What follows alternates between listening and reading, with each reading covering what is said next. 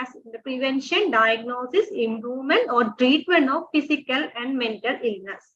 This is the proper definition given by the WHO for the traditional health care. Through this definition, so we can understand that traditional medicine means it says total knowledge and skill practice of the traditional theories, not only theories, belief, and the traditional experiences in the indigenous culture.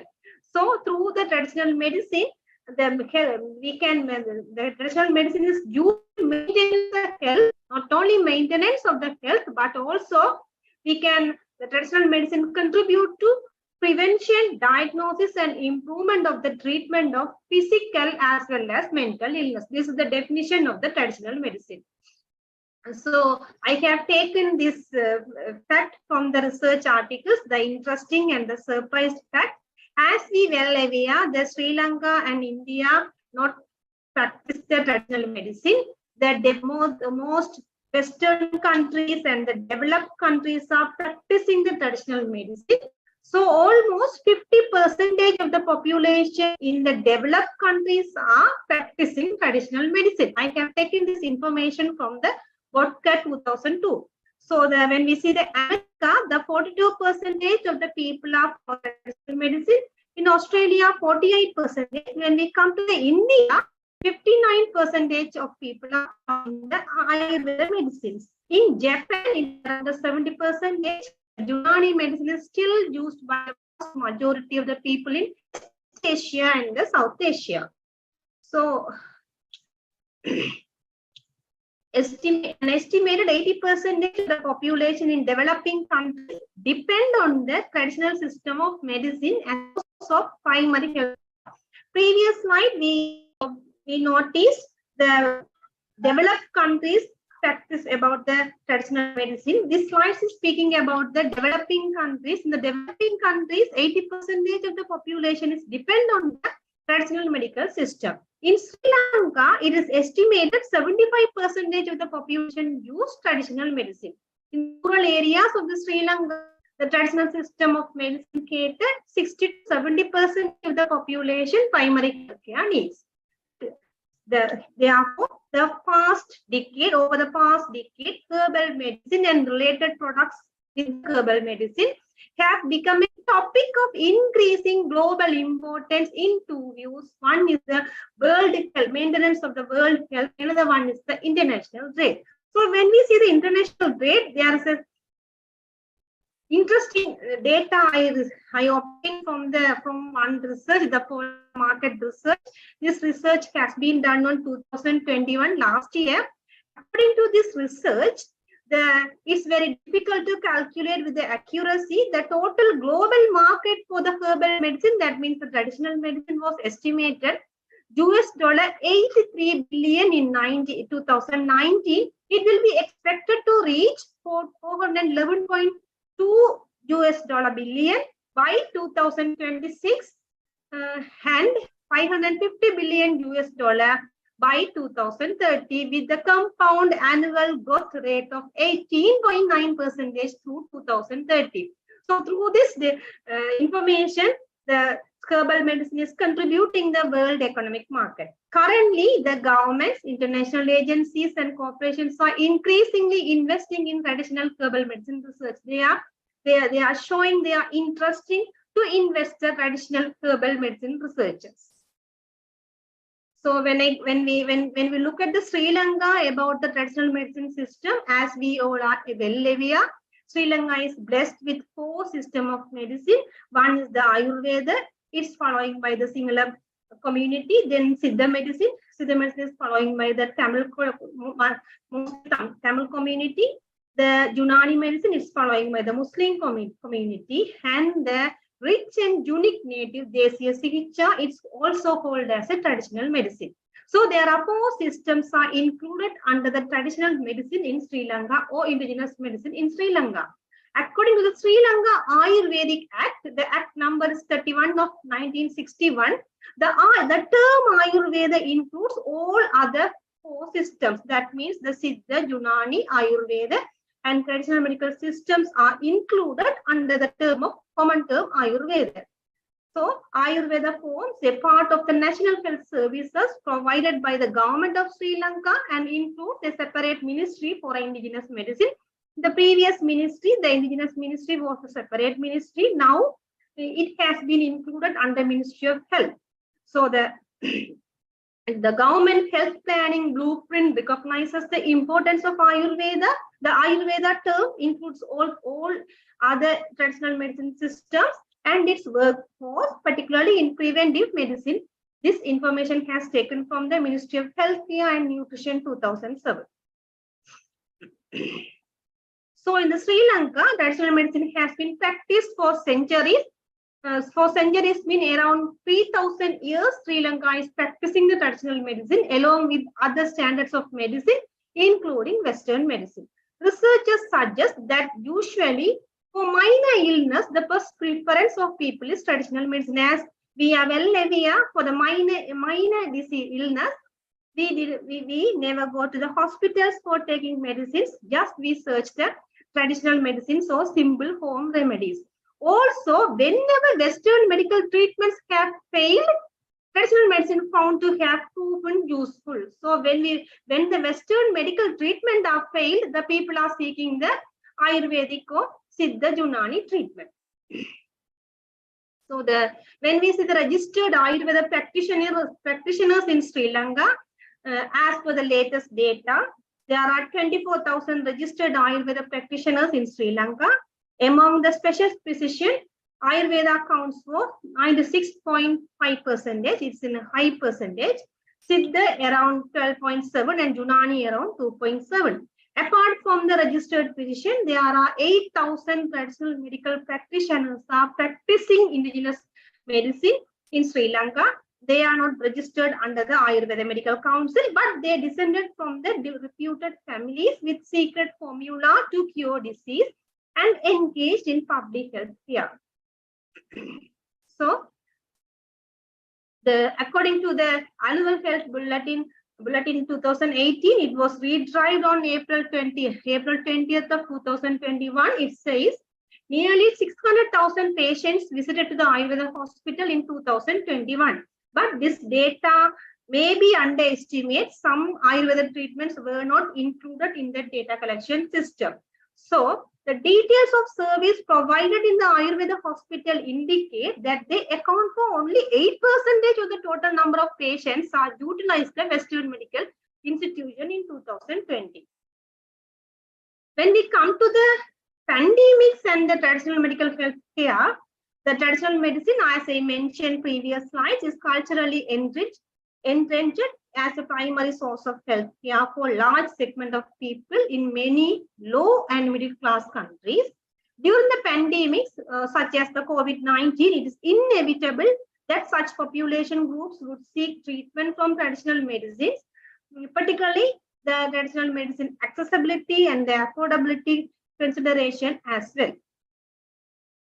So, since the emergence of COVID-19, several traditional medicines were developed by the various researchers, scientists, Ayurveda doctors, practitioners, and indigenous physicians as a solution for the virus.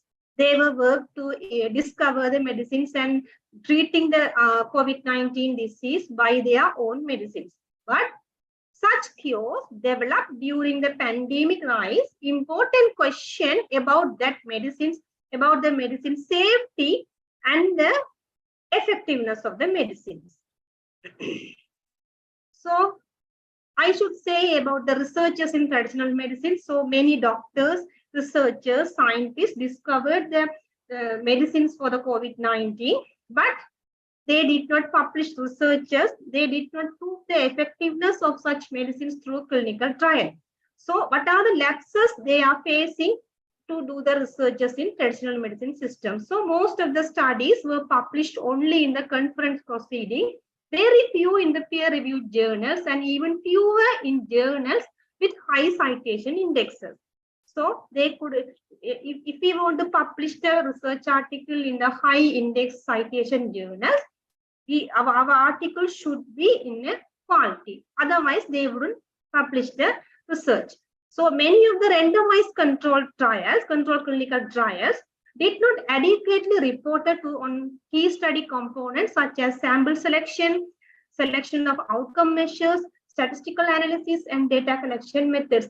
These key components are not adequately reported in the randomized controlled trial. That is the reason they cannot publish the paper in the high citation index journals. Most of the researchers were at high risk of bias. The use of relevant Ayurvedic or traditional medicine outcome measures was also absent in some clinical trials.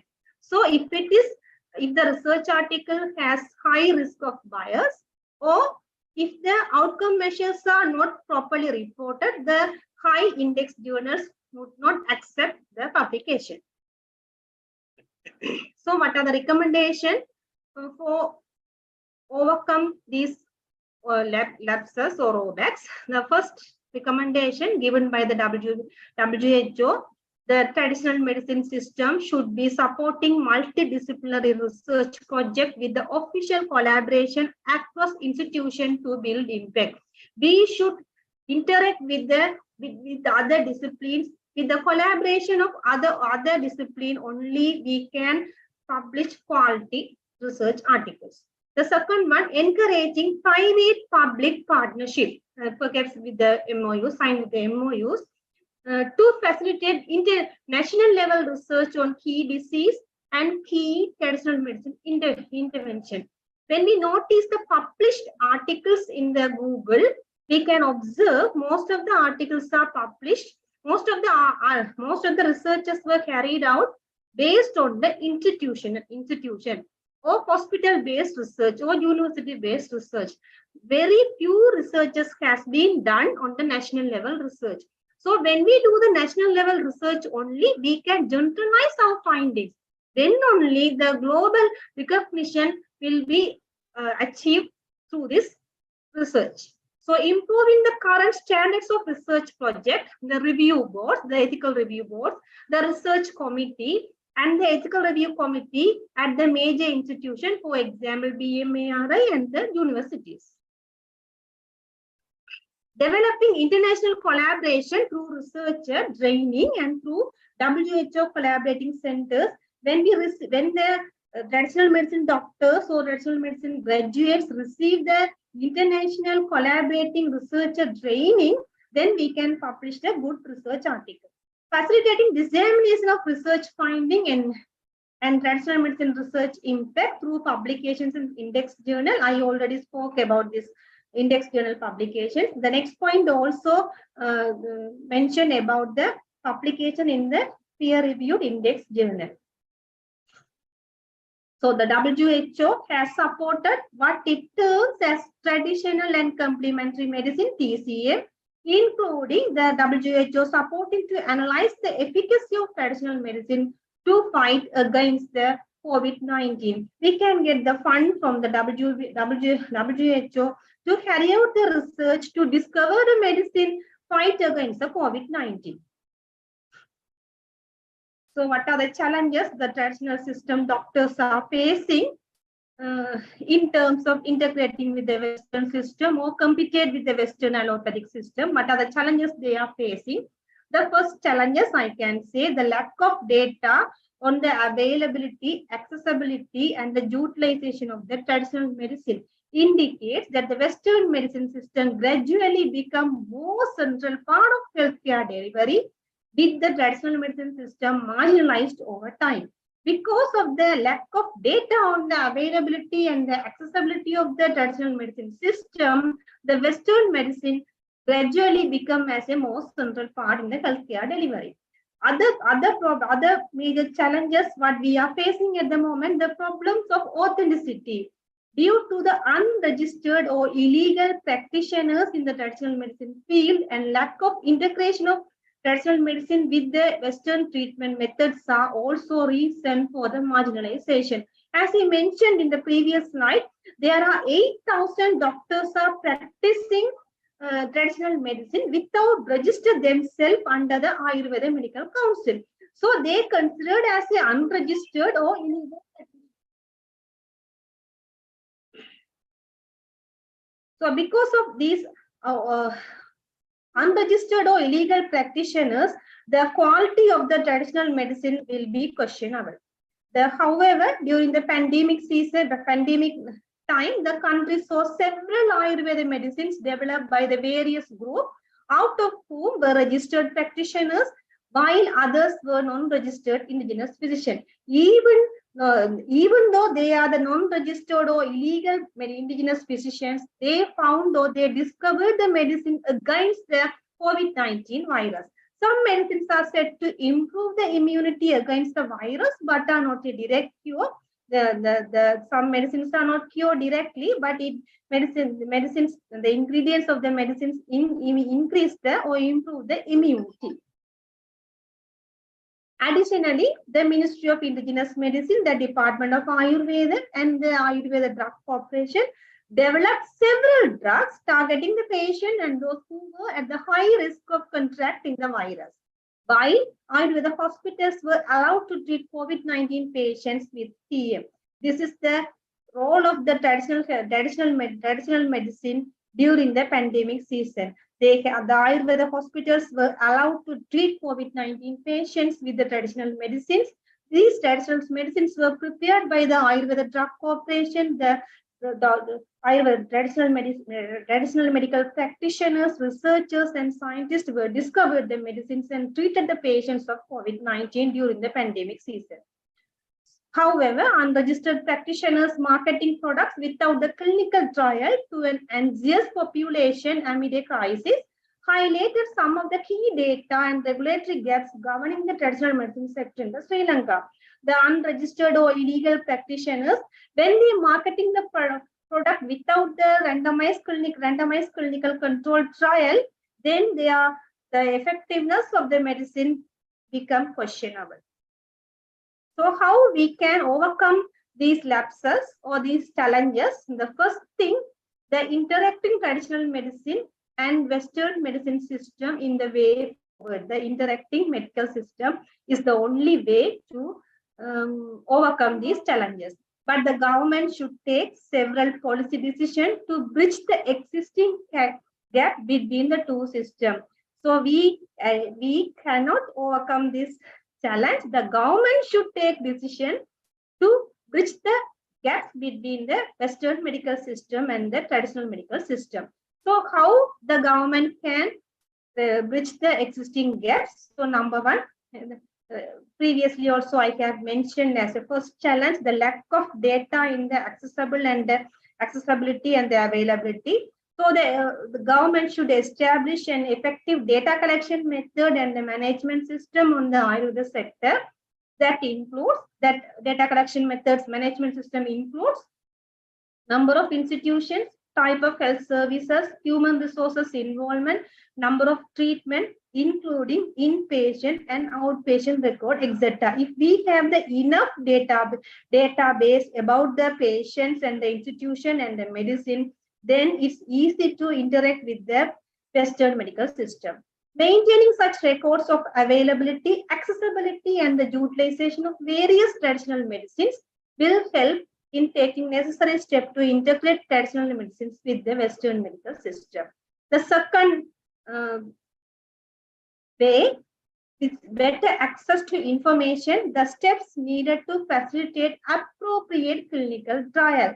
It's improved the rigor of the clinical trial and means the collaboration between the Western medicine and the traditional medical practitioners and researchers will allow for the regulatory gaps to be tightened. The interdisciplinary research should be carried out in the traditional medicines. Clearly, Sri Lanka needs to strengthen the existing registration system of traditional medicine practitioners with the Ayurveda Medical Council. Actually, I was also one of the examiner in the interview for registering Ayurveda medical practitioners. So I found there are many lapses in the system. If these lapses are strengthened or tightened, then qualified Ayurveda practitioners will be registered. So registration of all traditional medical practitioners with the Ayurveda Medical Council, when they registered, their qualification should be cited educational background, their location of the clinics, and what the products they are using, they are practicing. These all should consider to register the traditional medicine practitioners. Further, all such service providers, that means all such traditional medicine doctors, could also registered with the local government health departments, also in the RDHS departments. This would neighbor the likelihood of quackers and peddlers practicing in the system. Through this only we can eradicate the peddlers practicing in the system and undoubtedly improve the professionalism, knowledge, and skills in traditional medicine practitioners through better education and the training. Currently, very limited researches is being conducted with minimum interaction between the scientists and traditional medical practitioners. The interdisciplinary researchers are very less. There is no collaboration. The traditional medical doctors are doing research by their own. So their researches cannot be published in the index journal. So that is the reason we are facing now. So we should interact with the scientists to carry out the researches. This is due to several reasons such as lack of funds, personal facilities in the traditional medical system, etc. It is maybe the fund issue also there. So the limited research that is being conducted is also carried out in the uncoordinated manner with very little recognition received. Because of this reason, the very little recognition is achieved for the researchers in traditional medicine. Thus, it is vital that the Ayurveda research implements the enforces guidelines to strengthen and encourage research and training, including means validating clinical trial. When we do the clinical trial, the trial should be validating, and also the trial should be conducted under the guidelines. Such evidence-based output will help the bridge glaring gap at present of well-controlled clinical trial and systematic research reviews that are necessary to establish the trustworthiness of traditional medicine cures being offered. So through the evidence-based researchers only, we can narrow down the gap between the allopathic system and the traditional medicine system. So the next slide is about the national policy system of indigenous medicine in Sri Lanka. So how the indigenous system or traditional system is included in the national policy in Sri Lanka. So the developed and rich society in Western countries have lost their hopes regarding the health, especially due to the hazards and ineffectiveness of chemical pharmaceuticals and the Western medical system. They are exhausting about the Western medical system. And at a time, there is a tendency for the alternative treatment in the natural medical system, and need has arisen to provide services and products of quality in the indigenous medical system. So this is a good time. The need has been arised about the natural medical system, because Western medical system gradually become failure. Similarly, to strengthen the role of indigenous system of medicine within the national health system, and that the necessity of the properly planned program has become conspicuous, this national policy can be considered as the bias of progressive arrangement. So we should have a good proper plan to incorporate the national policy health system in Sri Lanka. Therefore, every government has accepted that the special section on indigenous medicine should compulsory to be included in the national health policy. Similarly, the present government, which has well realized the necessity of familiarizing the people of use of the indigenous medical system of medicines, has established a ministry at the cabinet level, and thereby a special function has been assigned to the indigenous medical sector in enhancing the health and nutrition of the people. The Presidential Task Force on the National Health Policy officially accepted the role of the indigenous system of medicine within the national health system, and among the recommendations made in that regard, emphasis has been made of the necessity of the national policy.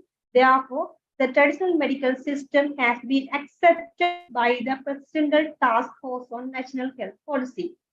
So,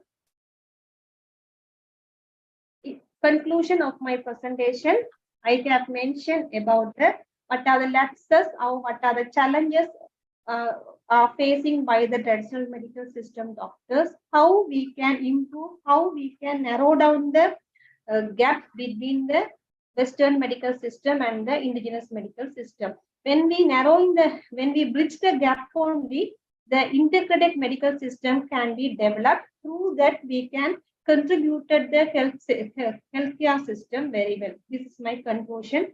These are my references for prepare the presentation. Thank you very much. Thank you very much, Dr. Vijita. And just now, I need to update Dr. Jeevani Dahanayaka. She within your speech time, she's at the session. So, Dr. Jeevani Dahanayaka from senior lecturer,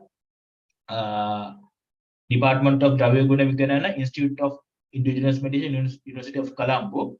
So, Dr. Jeevani and Dr. Vijita, both you can conduct and invite the rest of the participants' presentation.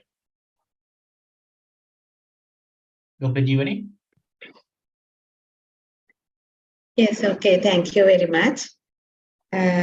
First of all, I would like to talk about the keynote speaker. She's discussed about very informative things regarding the traditional medicine and the challenges and what are the things we faced on this traditional medicine system.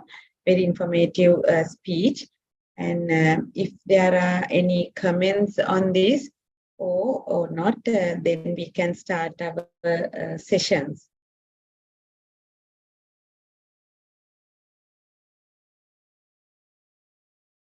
Okay, I think Dr. Vijita, we can start our scientific sessions. So I would like to name the first presenter of our this session, Dr. P.A.R.N. Samarakon from Department of Kaumarabruttya and Sri Roga, Faculty of Indigenous Medicine, Gampha Wickramarachchi University of Indigenous Medicine. Dr. Samarakon will present the presentation regarding a study of the immunomodulatory effect of commonly used spices in Sri Lanka.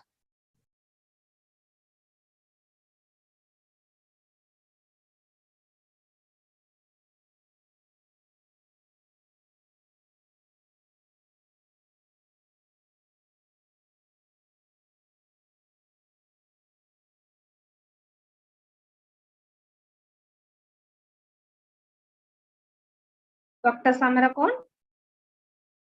Yes, madam. You can start your presentation. Madam, can I share my presentation? Yes. I'm not the host at that moment because I couldn't share my presentation. Okay. If so, madam, we will try to move next presenter. Then yes, we will invite next presenter. After that, she will be ready with the presentation. So the next presenter is the Dr. Vaidehi Ravindra, Clinical Head of Bovial Medva Clinic, India. The title of the presentation is Remission of Type 2 Diabetic Mellitus with the Ayurveda Treatment, Retrospective Cohort Study. By Dr. Vaidehi, you can start your presentation. Okay, madam.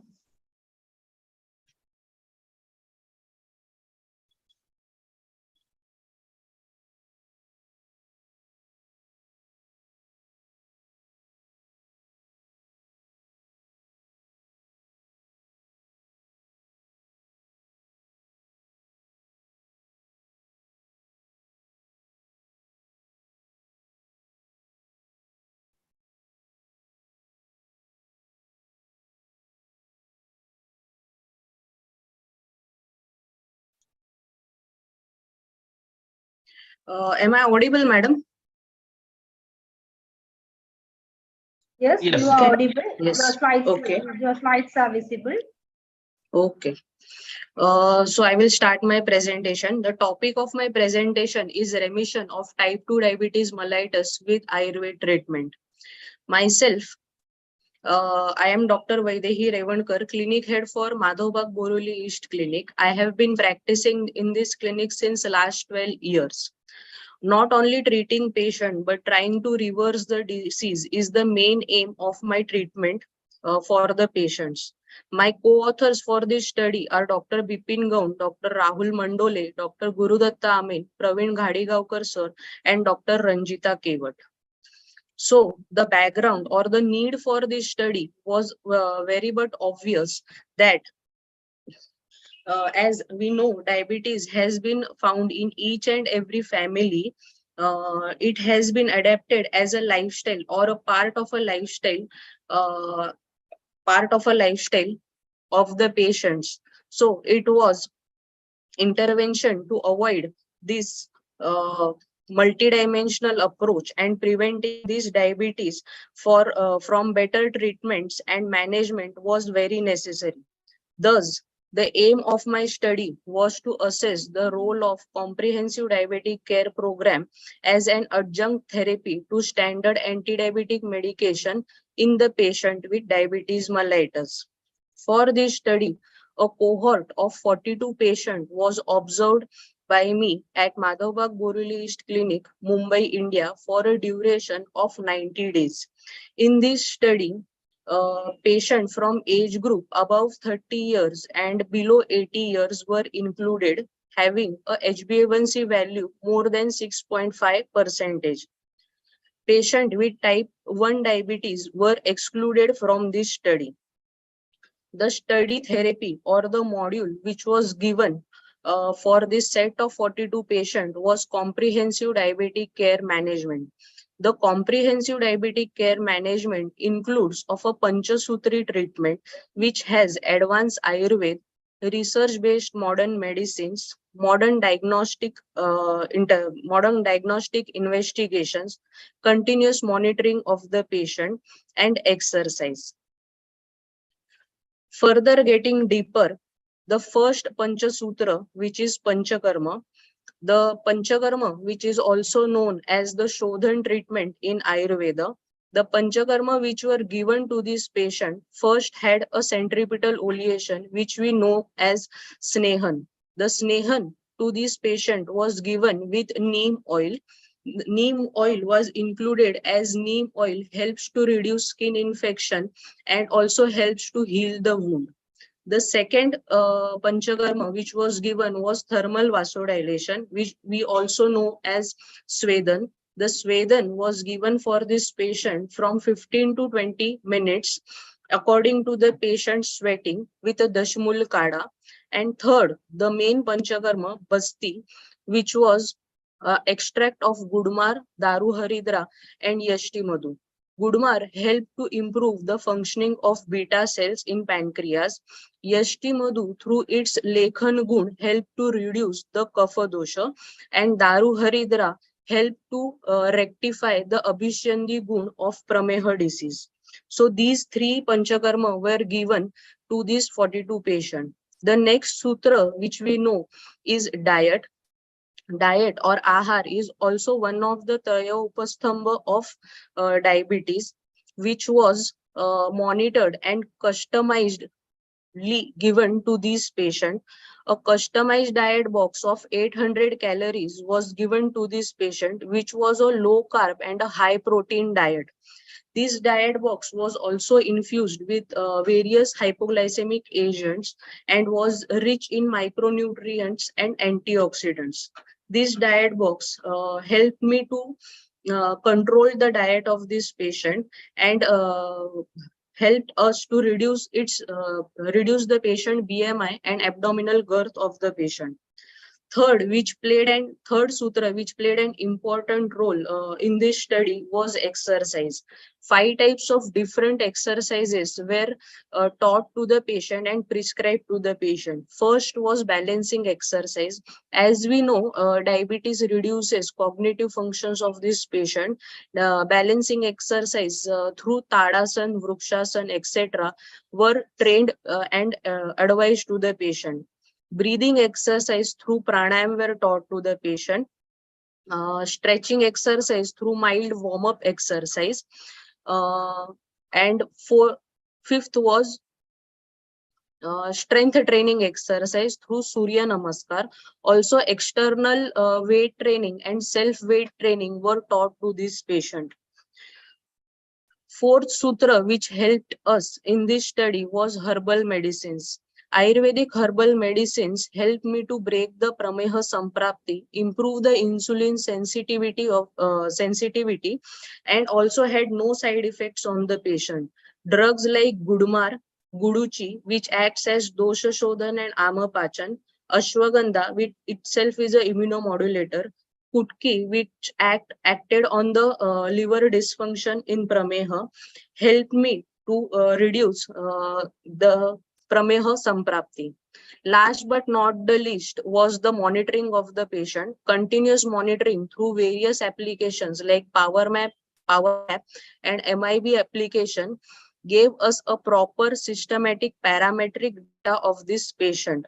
Also, doctors were available 24/7 to this patient, and a senior doctor guided consultation was also given to this patient.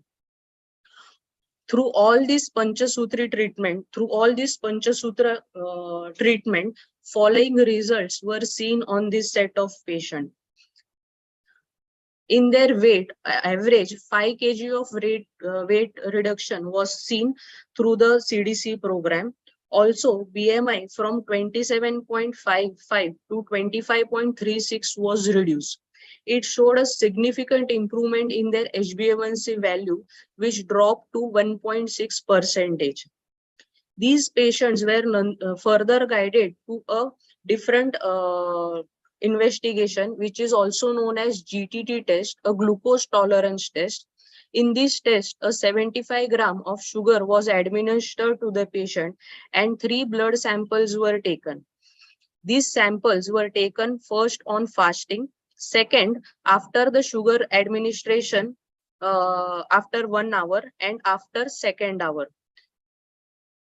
After advising this investigation, following results on the same 42 patients were seen.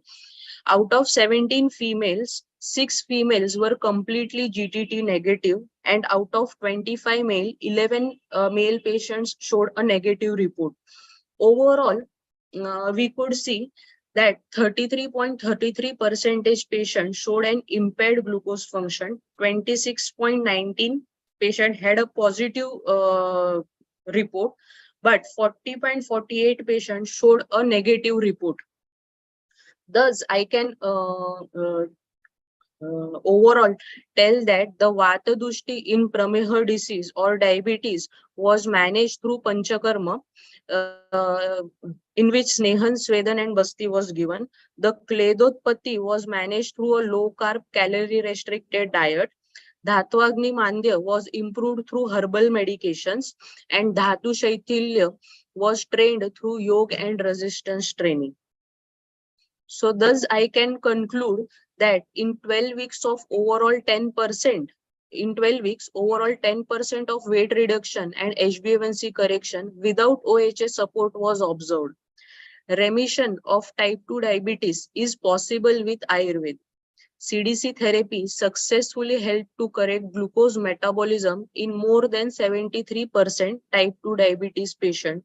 In 40% complete remission was observed, and 26.19% are showed correction in HbA1c, but glucose metabolism is still compromised. Thank you.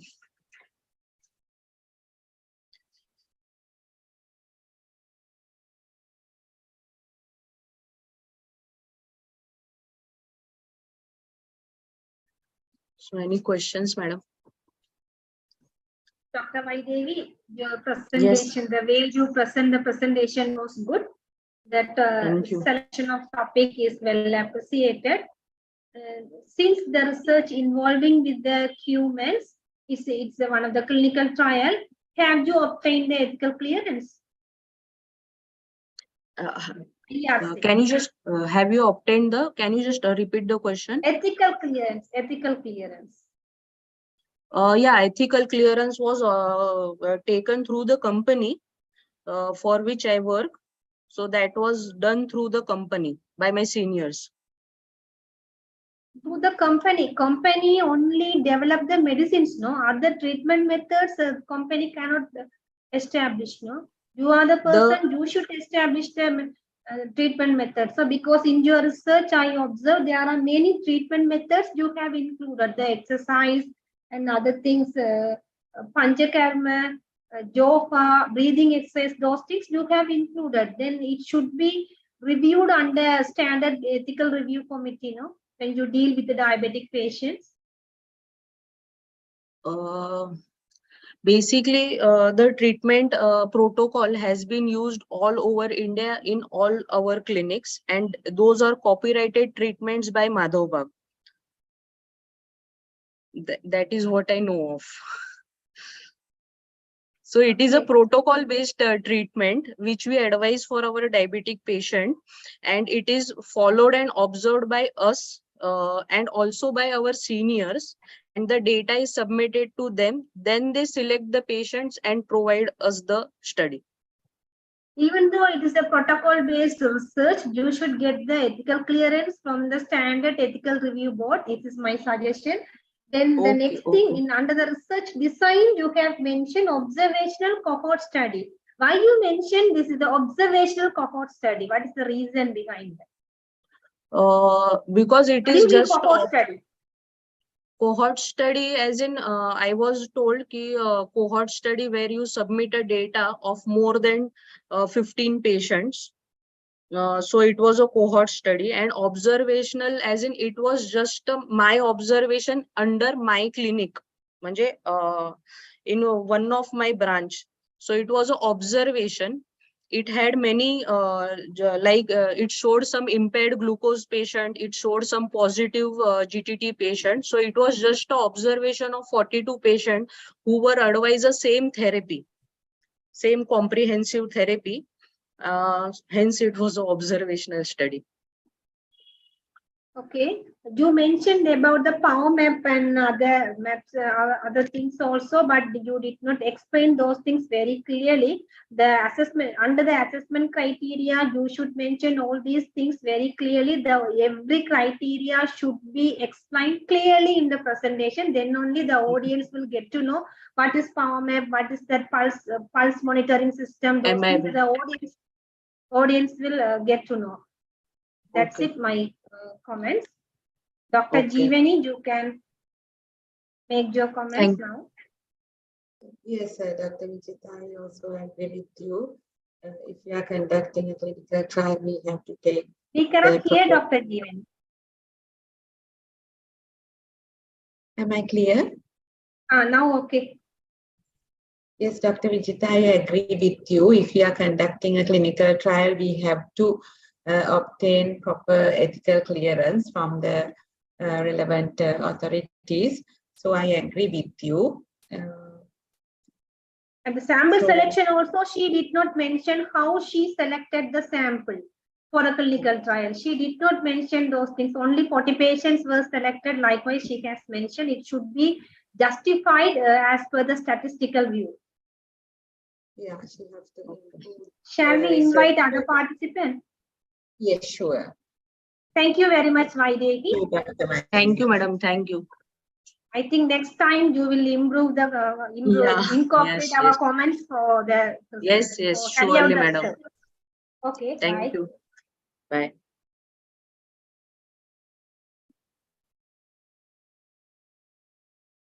The next presenter will be Lakshalini. She is from Gambaha, Faculty of Indigenous Medicine, Gambaha Vikramarachi University of Indigenous Medicine. The title of her presentation is Importance and therapeutic value of traditional food. Phosphorus, am I right?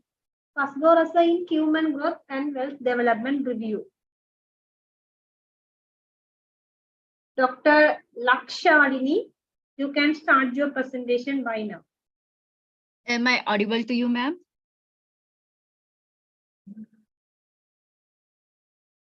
Yes. Is this visible to you, ma'am?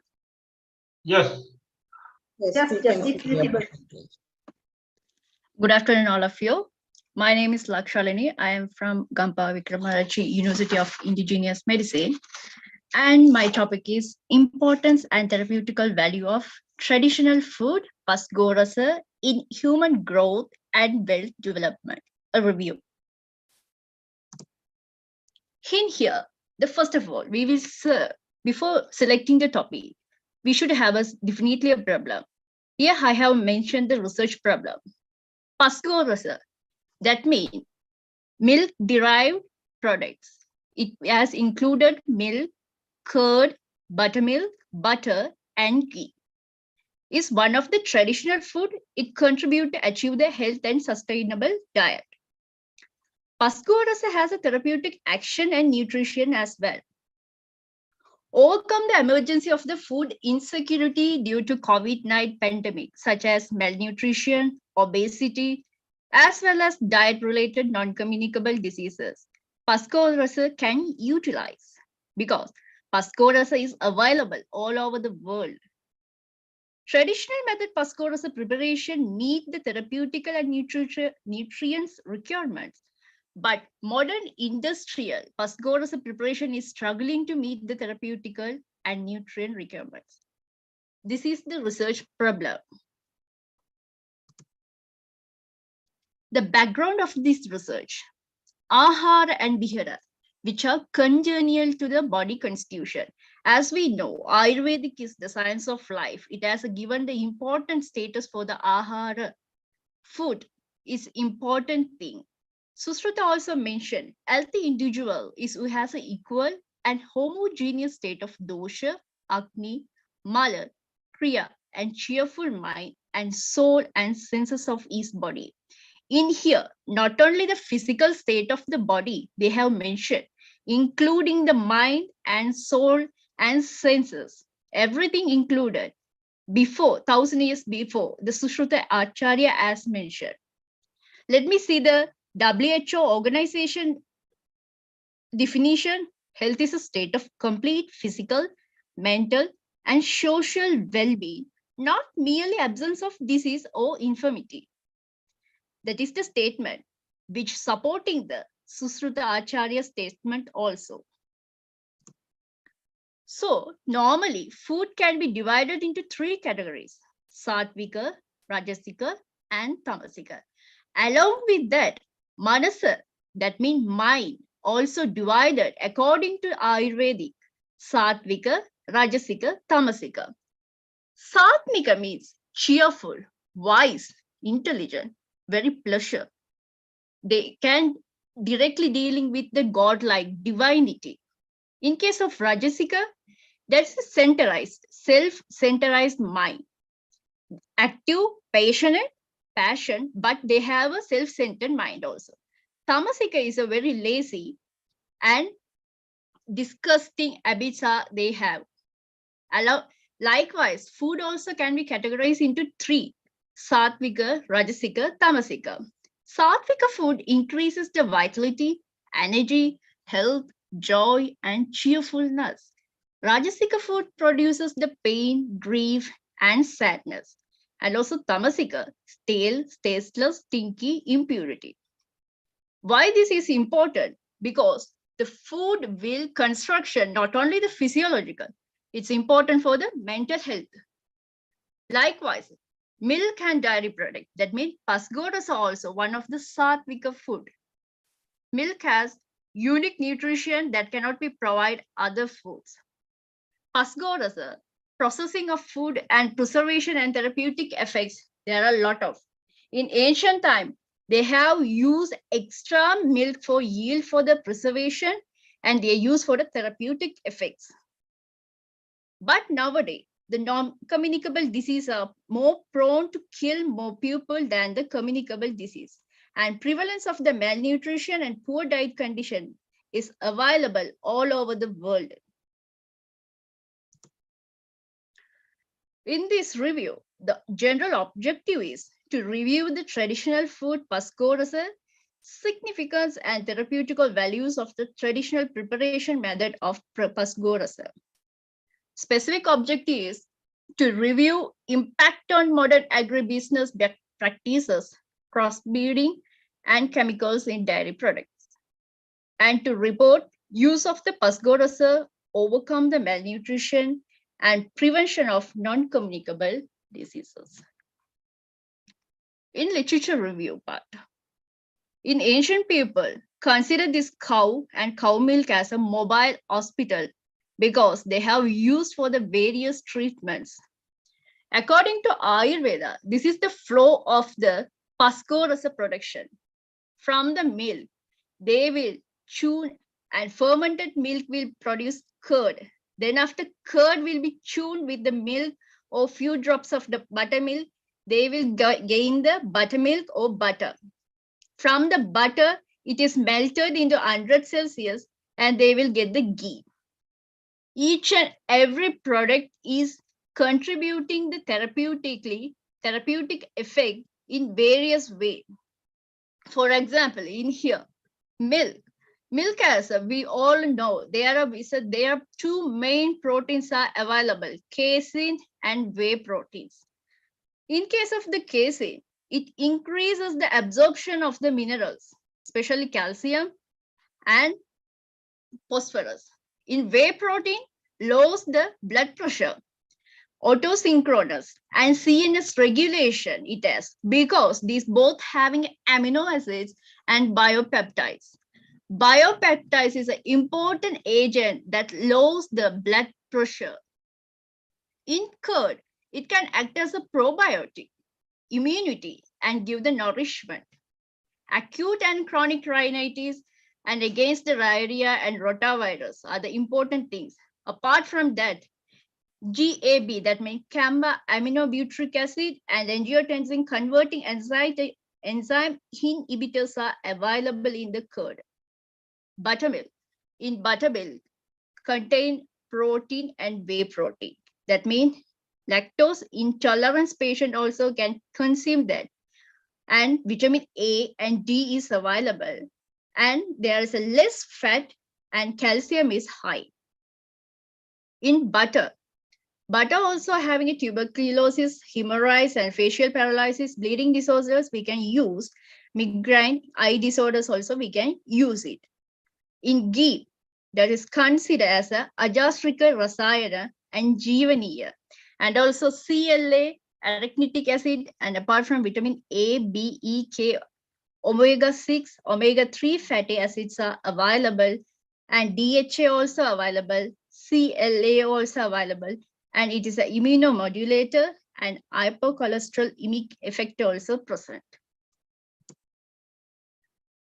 According to Ayurvedic text by Sajya Ratnavalya, they have mentioned about this, how to choose according to disease, what are types of cow we have to use.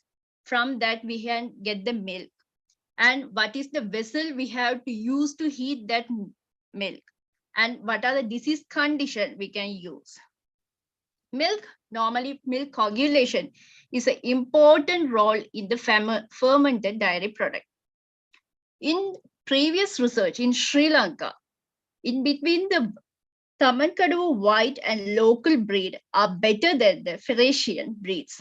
That means the breeds, the cow, types of the cows also depending on the quality of the milk. And traditional buffalo mozzarella cheese show better properties, that means organoleptic and chemical properties in Sri Lanka rather than normal cheese. And adulterant milk has a less nutrition and value and toxic. In America, they have conducted research and they have found that adulterated milk has a less nutrition and value. And also in India, they have conducted milk versus the cow milk powder. The milk, Goduktam is milk, it has more effective than the cow milk powder. In Pakistan, they have found the manufacturers add the formaldehyde to milk and they reduce the quality of the milk. And it leads to the condition of kidney disorder and hypertension. Methodology. Nature of the research is the review art literature with reference to the document of data of previous studies. Data collection, primary data collection was done through Charaka Samhita, Susruta, Ashtanga Hrudaya, and Bhagavad Gita Baisajya Ratnavaliya, Yoga Ratnakara, and Ashtanga Kanda. Secondary data collection, journal articles as secondary data source were reviewed and compiled. Data analysis was done with reviewed information and graphically illustrated using Microsoft Excel. The results. This table is shown the therapeutic actions of Pasgorasa according to authentic texts. The texts which are mentioned, we can use for the various diseases. In here, this table is showing what are the diseases we can use this Pasgorasa. For example, Vajikarana, aphrodisiac, and Rasayana is a rejuvenator. These two is a main important role playing in human health.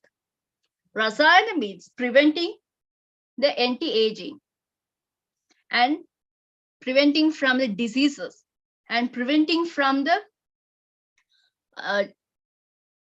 cells undergoing the aging. So these are the important things which we can prevent from the disease. That is what we have included it initially. Then after Amavata, that means rheumatoid arthritis, Jwara, Raktapitta, Gulma, Rajakshama, Ardita, Suryavata, Grahani, Khasa, Visharpa, Hridroga. Also we can use Pasgorasa.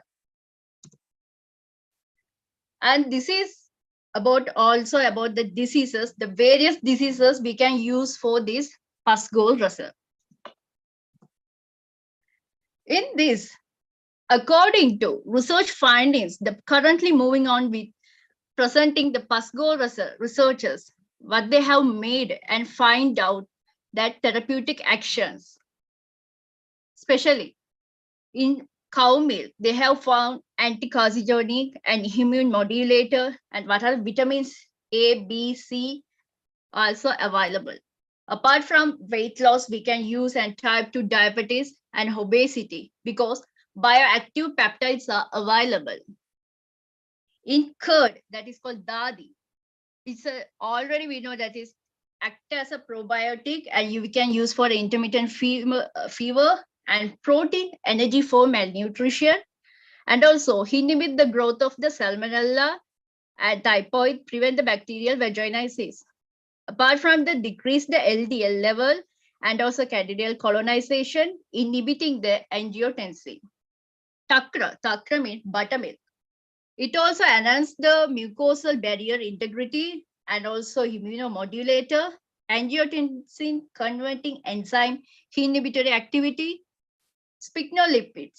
It's very important thing in the myelin sheath and passing the signals to the cells. XTH inhibit the types of protein is present and it inhibits the growth of the bacteria in the intestinal tract. And Navanita means butter. It also the therapeutic action they have found the facial paralysis, tuberculosis, bleeding disorder they can use. In ghee, it's always having a special place. Insulin sensitivity, lipophilic activity. Lipophilic activity will increase the transportation to the cells and also anti-convulsion, hypercholesteremic effects and decrease the LDL level and increase the HDL level also.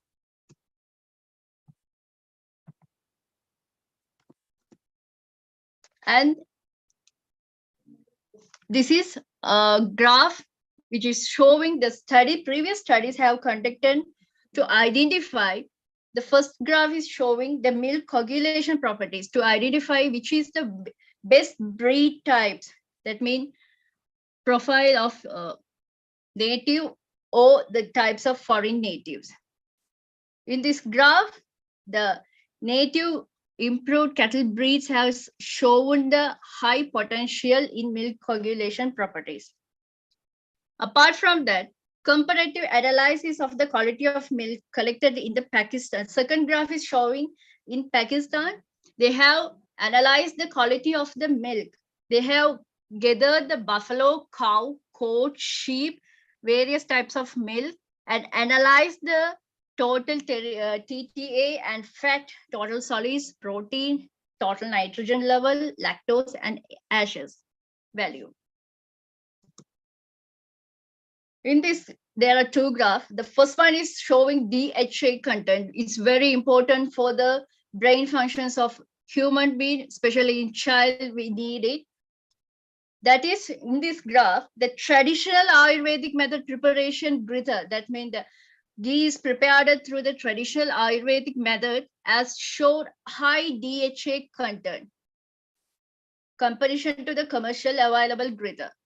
The second graph is showing the effect of Godukta. Dukta means milk. The cow milk is showed comparison to the cow milk powder. They are more effective than therapeutic action as shown. Come to the discussion. The Pascoras has a therapeutical action. The modern finding also supporting that Ayurveda literature statements that therapeutic actions. Raw milk has a high therapeutically comparison to milk powder. That is also proven. Variation of the milk coagulation properties that change the quality of the products, because everything is starting from the milk derived products, milk dairy products from the milk. So when is the coagulation is an important thing that determine the quality of the other products also. If there's any variation, we can't expect it will give as it is this therapeutical value. Milk powders show the different composition, structural changes, and extraction of valuable components from milk is major problem. It is a major problem because for different composition, structural changes, and the extraction of the imported milk facts also giving the false. That means we can't expect it will give as it is this therapeutical value. Nowadays, the unplanned crossbreeding, it's lead to the disappearance of the local breeds. As already the previous study has shown that clearly the local breeds are more effective than the crossbreeding breeds. And also for the business and also enhancing the marketing, nowadays heading the high amount of carbonates, bicarbonates, and formaldehydes that can make to enhance the shelf life, but that can't give the therapeutic value as per in the authentic text. It leads to more diseases. The prevalence of the non-communicable disease, malnutrition, poor diet system as a problematic thing in the worldwide. But we can contribute through this problem, this milk and milk dairy product. That means Pascoras has a ability to cure half of them, but it will not using in the modern agribusiness impact that quality of this milk product. So we can't get that therapeutic action. It will more increase the non-communicable diseases. The suggestions. Pascoras has proven source of nutrient and consuming that prevent the non-communicable diseases.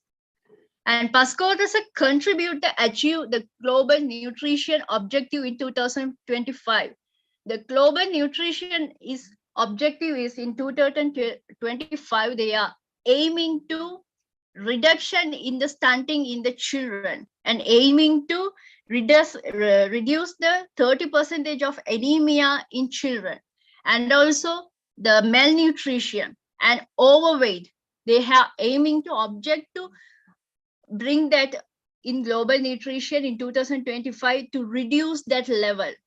To that, this Pascoras will help and contribute, and it is a very sustainable diet.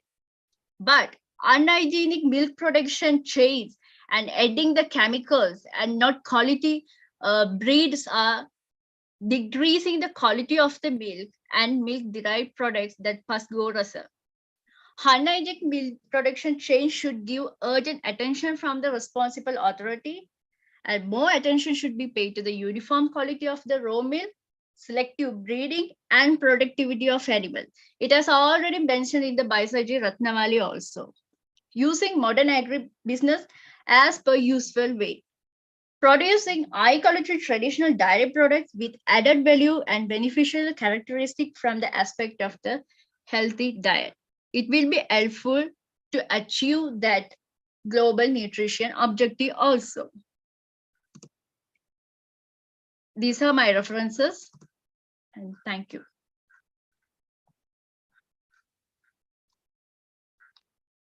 Thank you, Dr.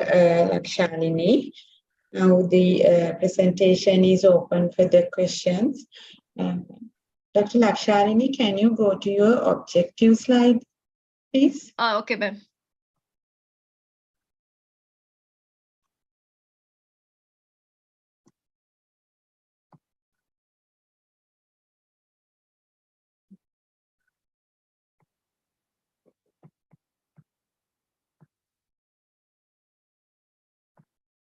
Okay, your general objective is to review about the...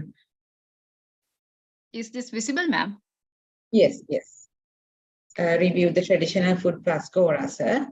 And okay, first things, I think you have to mention the reference regarding those things. Most of the places, I didn't see the reference because this is a review.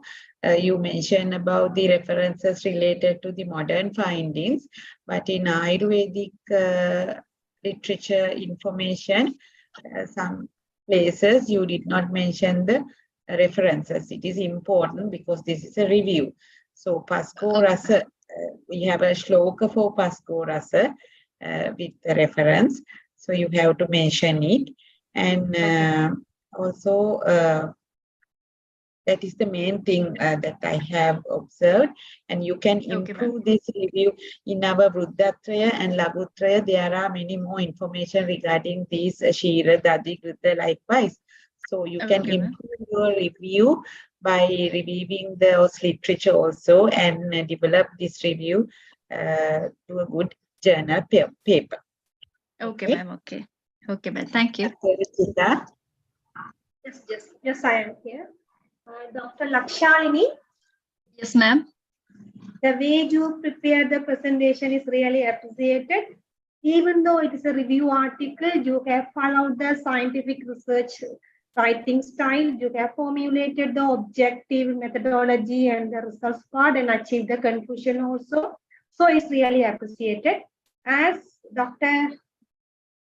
Jeevani, yes, Dr. Jeevani mentioned, when you write the review article, you should mention about the references. Without quoting the citation, you couldn't establish the review article. This is my suggestion. Okay, ma'am. And also, when you write the review article, it should be critically analyzed. Otherwise, you cannot claim this as a review article. Anyhow, your article was very informative. I think in future, you will improve to write the review article. Thank you very much. Thank you so much, ma'am.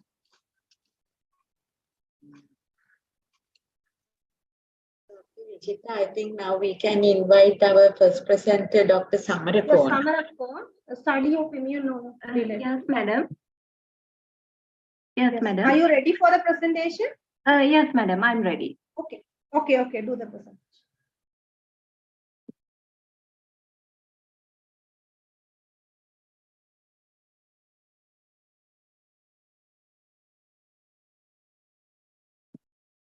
Madam, can you see the presentation?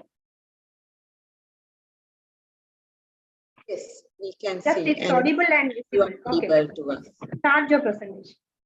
Okay, madam. Good afternoon, all. I'm from Gampha Vikramaraj University of Indigenous Medicine. And I'm going to present about the study of the immunomodulatory effect of commonly used spices in Sri Lanka. I conducted my research as a systematic literature review. It is a scientific review.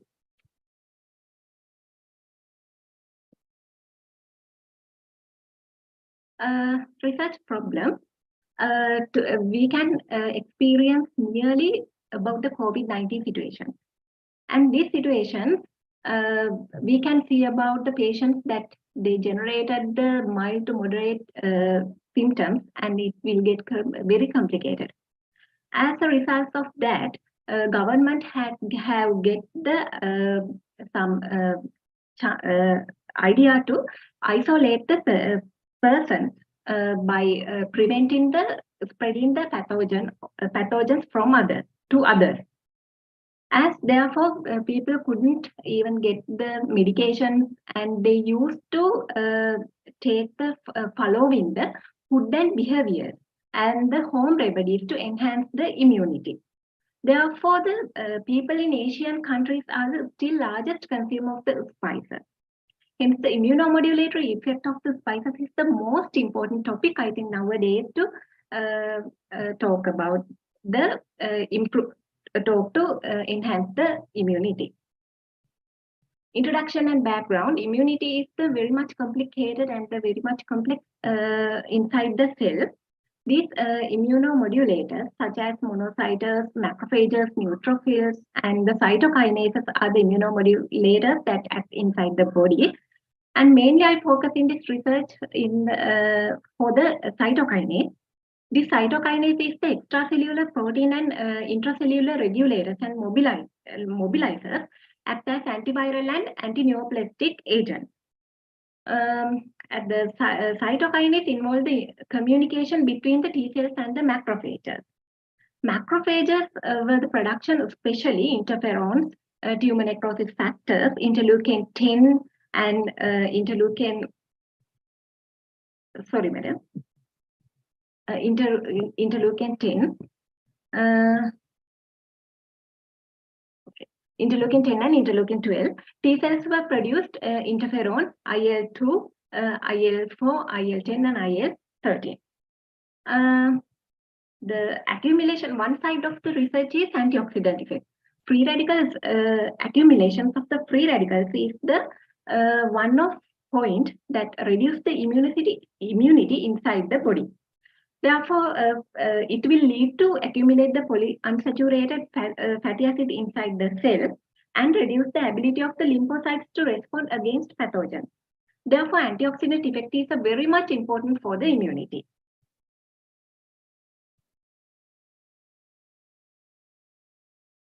Aim of the research is to determine the effect of cytokinase and antioxidants of the selective spices which have immunomodulatory effect. Objectives, mainly I divided objectives for part 2, general objectives and specific objectives. As a general objective, scientific review of immunomodulatory effect of commonly used selected spices in Sri Lanka.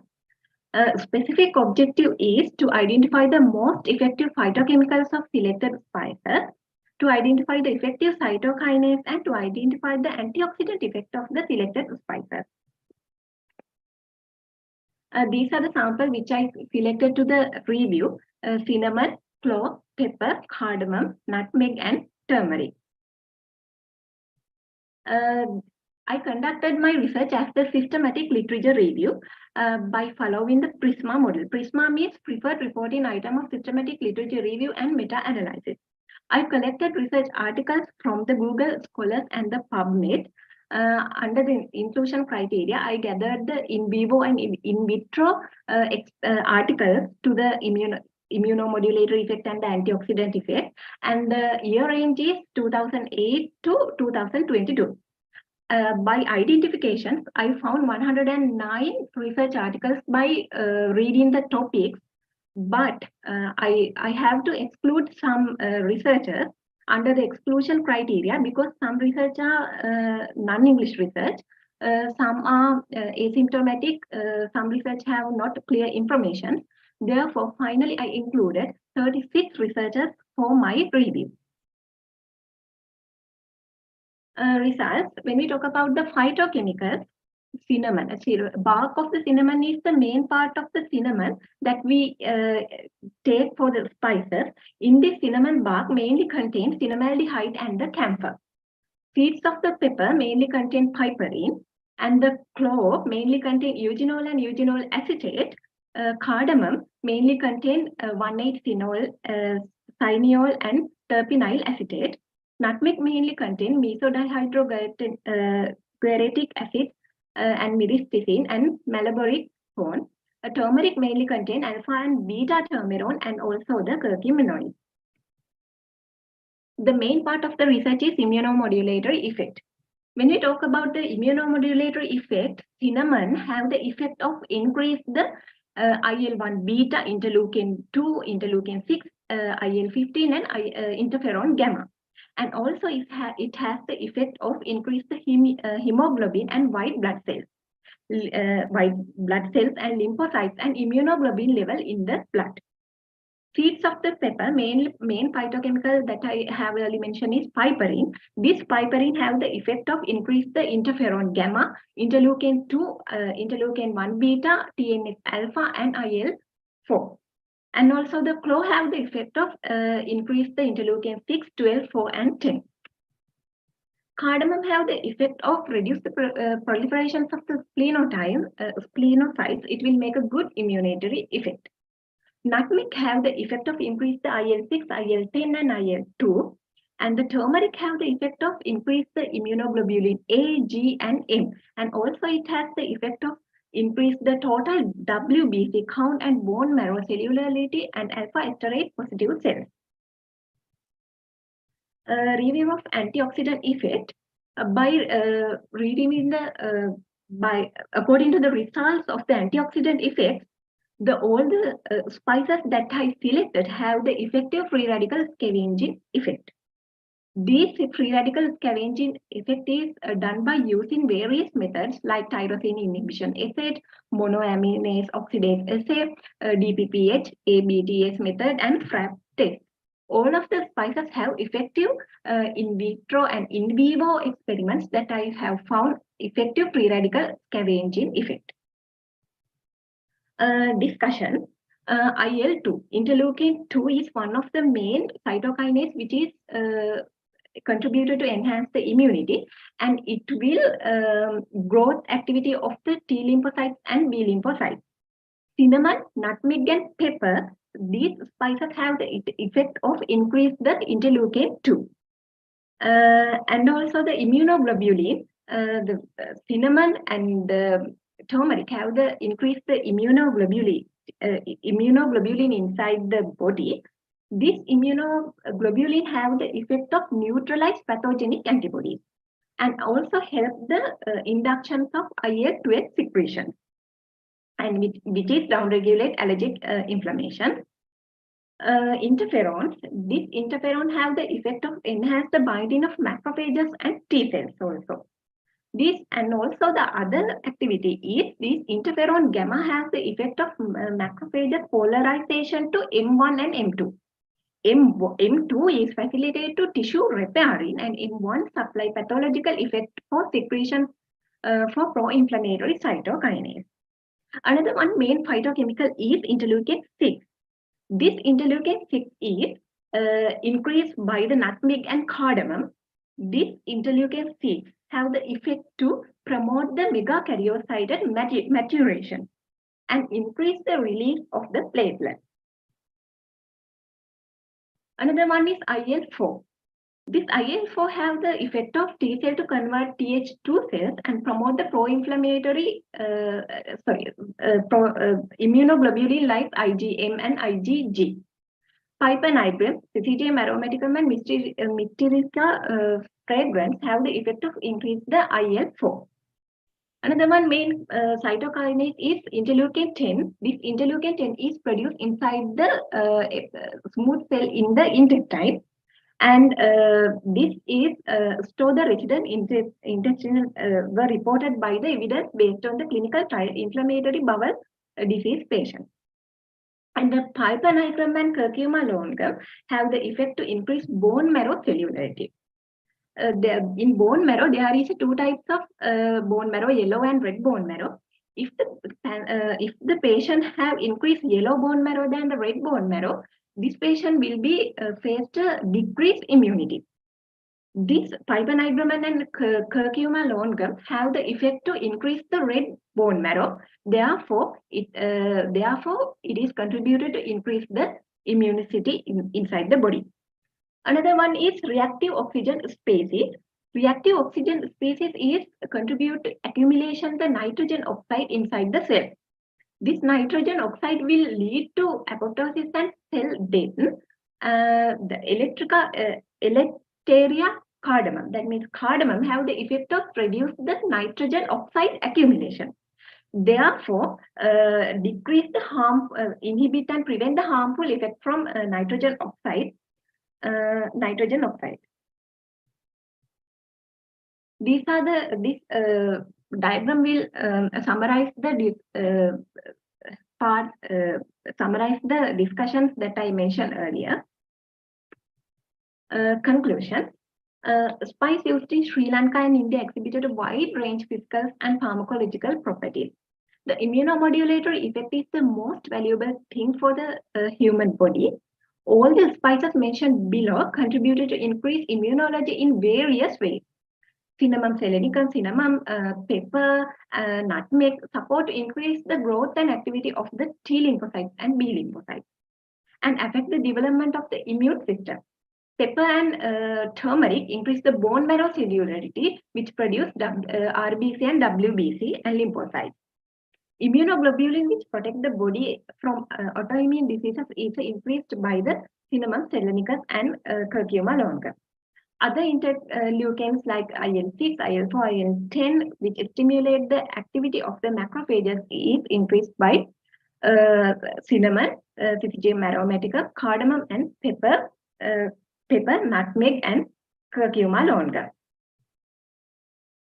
I suggest to introduce an immune boost Ayurvedic drug or herbal drink by using these spices. And I suggest to do clinical trials, find out the immunomodulatory effect in the aqueous extracts of these spices for further study. Thank you.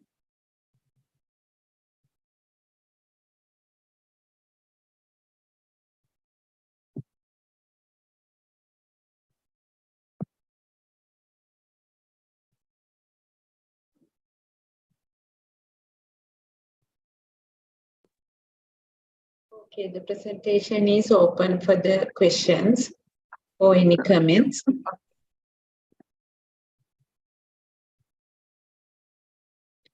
Dr. Samarakon, you apply a Prisma model for your review. Yes, madam. Yeah, it is appreciated, and you can cover all the things related to your research by using Prisma model. Yeah. This your review also can be developed as a good review article by using these results. Yes, madam.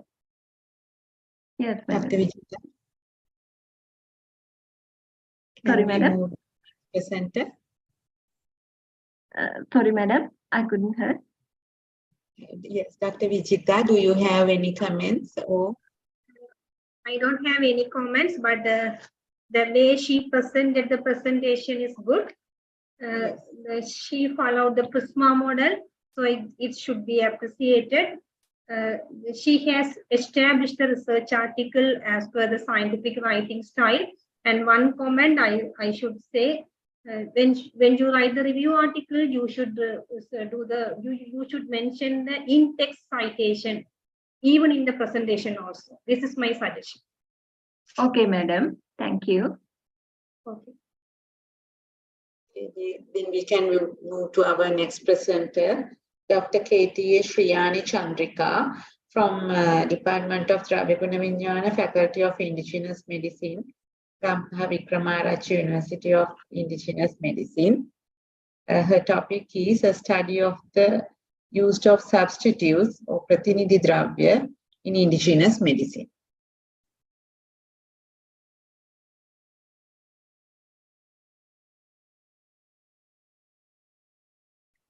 Dr. Shriyani, you can share your screen.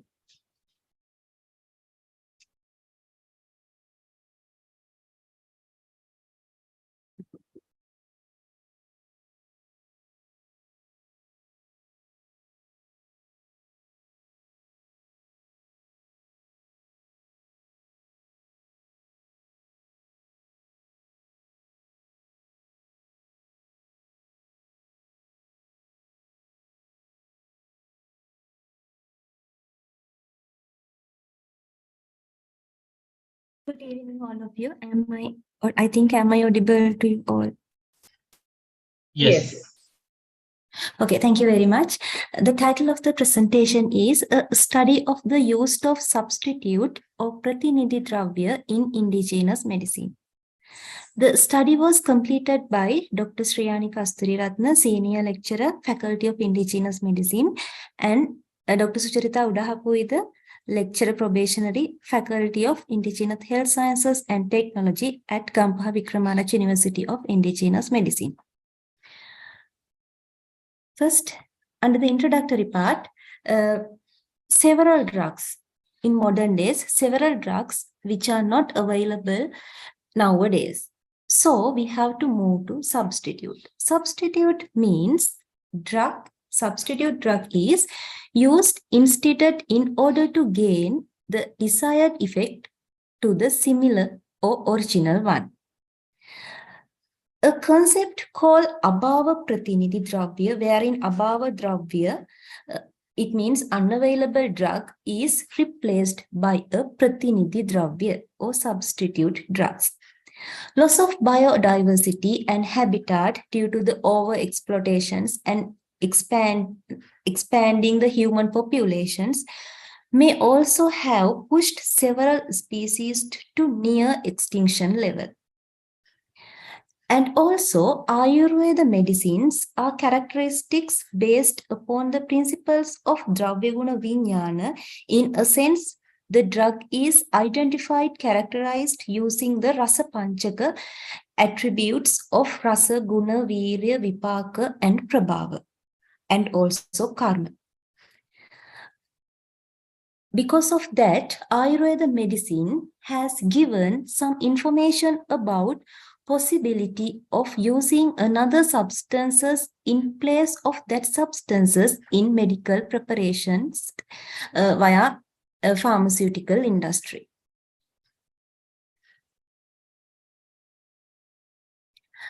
Based on that, the aim of this study is to find about the appropriateness or suitability of using other plants in place of the medicinal plants that is commonly used in traditional medicines. Mainly focus on similarities and differences between selected pairs. In this study, we try to find out the suitability of selected dravya in clinical practice and concept of pratinidhi dravya as given in Ayurveda and parameters for the selection of dravya for substitutes. The methodology, this study is basically done by literature study.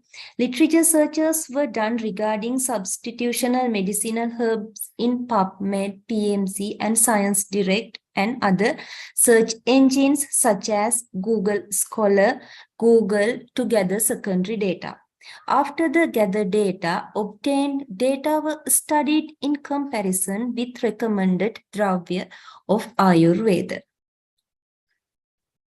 In the result and discussion part, basically we found more than 387 herbs are included in Sri Lankan Ayurveda pharmacopoeia. Among medicinal plants, 347 plants are commonly used for the medicinal purpose or medical purpose. Among those plants, 54 plants are used as substitutes. In this article, we selected 15 plants to have been identified at the mostly we used as substitutes.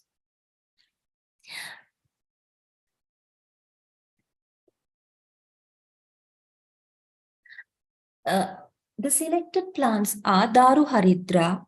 Daru Haridra, generally we used Cocinium fenestratum or Venivel as a substitute. Bargi Premna herbaceae, generally we called as Siriteku.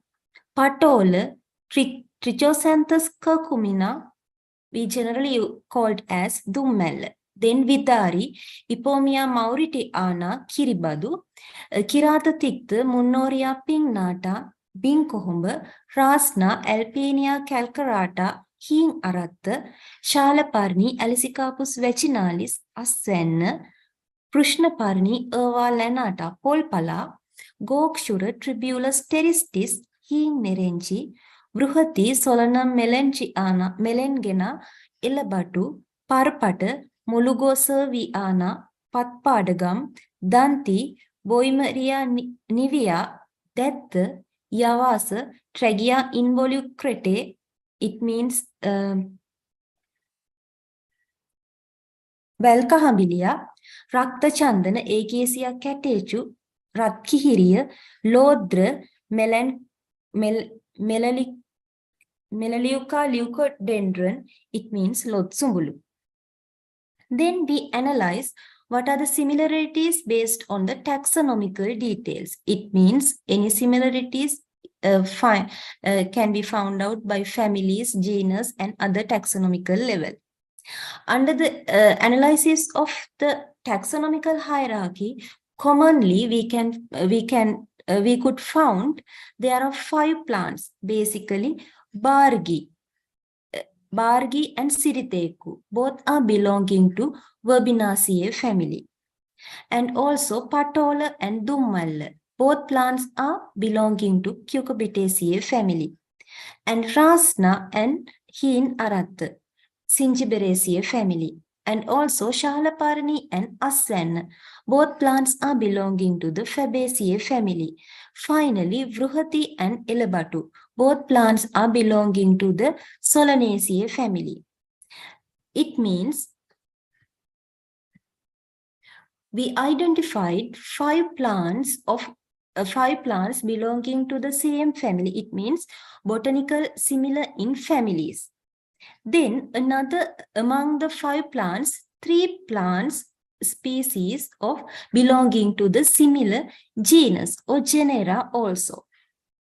10 plants botanically dissimilar plants. It means the substitute and real plants belong separate families under the taxonomical hierarchy. Then we move to the considered on Ayurveda properties. Under the Ayurveda properties, both original plant, we analyzed original plant and substitute plant Ayurveda properties. It means Rasa, Guna, Virya, Vipaka, and Dosha Karma. After considerations on the Ayurveda properties, we can found there are 5 plants. Both of pairs has same dosha karma. Among the 5 plants, Patola, Rasa Tikta, Guna Lagu Ruksha, Virya Ushna, Vipaka Katuka, and Patola has Tridosha Shamaka properties. And also, we are generally using Dummella instead of Patola. Dummella also has Rasa Tikta Kashaya Katu, Guna Lagu Ruksha, Virya Ushna, Vipaka Katuka, and also Tridosha Shamaka Dosha Karma. Then Vidari, Rasa Madura, Guna Snigdha, Virya Shita, Vipaka Madura, and Dosha Karma, Vata Pitta Shamaka. Substitute for Vidari, Kiripadu has Madura Rasa, Guru Snigdha Guna, Shita Virya, Vipaka Madura, and Vata Pitta Shamaka Dosha Karma. And Gokshura, Rasa Madura, Guna Guru Snigdha, Virya Shita, Vipaka Madura, and Vata Hara Dosha Karma. We are using Gokatu instead as a substitute of Gokshura. Gokatu also has Madura Rasa, Guru Guna Snigdha, Shita Virya, Madura Vipaka, and Vata Hara Dosha Karma. Then when we consider about the Vruhati, Rasa Tikta Katu, Guna Laguruksha Tikshna, Virya Ushna, Vipaka Katu, and Kappa Vata Hara Dosha Karma. Then Elabatu has Rasa Tikta Katu, Guna Laguruksha, Tikshna, Virya Ushna, Vipaka Katu, and Kappa Vata Hara Dosha Karma. Then Rakta Chandana has Rasa Madura Tikta, Guna Guru Ruksha, Virya Sheta, Vipaka Katu, and Kappa Pitta Hara Dosha Karma. Then Ratkihiriya has Rasa Tikta Kashaya, Guna Laguru Uksha, Virya Sheta, Vipaka Katu, and Kappa Pitta Hara Dosha Karma. Basically, 5 plants containing similar properties mentioned in Ayurveda, and 2 plants with different properties. 2 plants with different properties means Yavasa has Kappa Pitta Hara Guna, but we are using Velkahambilia instead as a substitute for Yavasa, but Velkahambilia has Tridosha Hara Dosha Karma. Then Prishnaparni has Tridosha Shamaka property, but we are using Polpala or Valanata instead of Prishnaparni, but Polpala has Kappa Vata Shamaka Guna. Then 7 plants not mentioned in Ayurveda properties. It means Daru Hari Venival Siriteku, Binko Homba, Arahin Aratta, Asvenna, Patpadagam, Death, and Lotsumbul have been not mentioned Ayurveda properties in Ayurveda pharmacopoeia.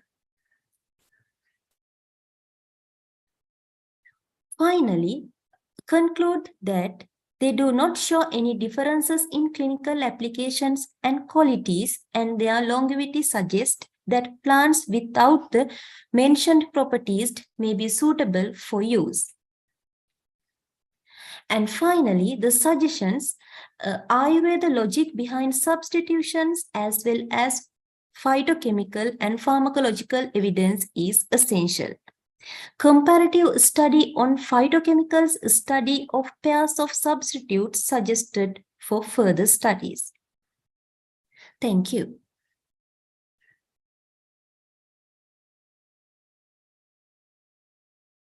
Thank you, Doctor. The session is open for the questions.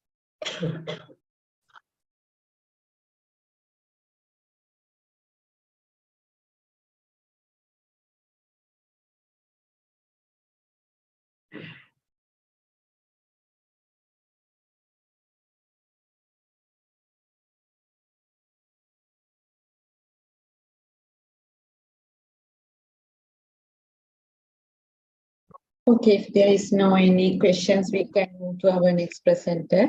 Thank you, Dr. Shriyani Chandrika Kasturiratna. Our next presenter, Dr. U.M.K. Chaturangani. Dr. Jeevani, before that, we should give some comments to her, the previous presenter. Okay, Dr. Vijay. Yeah, I think the presenter name is Dr. Shriyani Chandrika. Chandrika, your presentation was good. A very nice presentation you have done. It was very informative. As we mentioned in the previous presenters, when you present the review article or literature study, you should mention the in-text citation within a brackets. Then only your presentation will be recognized. Thank you very much.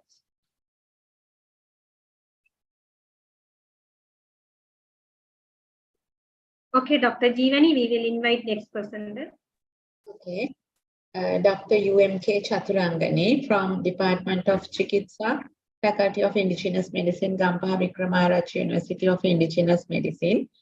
Her topic is Ayurveda Perspectives of Management of Pandemic with Concerning Dinacharya. Yes, madam. Am I audible to you? Yeah. Yes, you are audible. This is a gentle reminder. You should stick with this time frame. Huh? Okay, madam.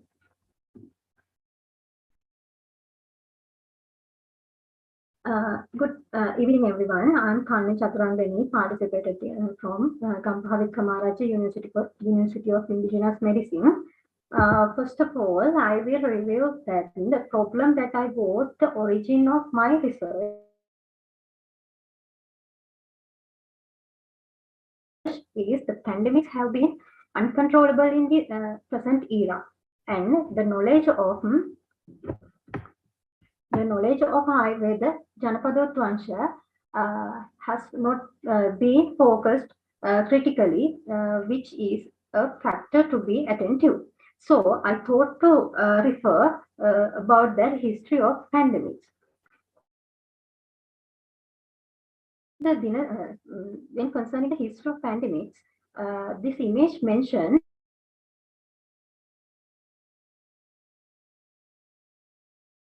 we can see they have faced Antonian plague and plague of the Justinian, Japanese smallpox epidemics, Black Death, like these pandemics in our ancient period. These pictures are clearly mentioned that the Black Death are or the bubonic plague is the most higher rate in the death of the in the pandemics. In addition to the various type of the epidemics like smallpox, Spanish flu, Justinian plague, HIV have spread throughout the world. So there must be a reason for spread epidemics so violently from ancient period to present period. And there should be an answer in Ayurveda because Ayurveda was brought into the world because of the pandemic condition. Therefore, I thought to do a pandemics and its management. Now I'm going to my aim and objectives. I categorize my aim and objectives to objectives. My general objectives are review of preventive measures and behavioral methods of pandemics concerning Ayurveda.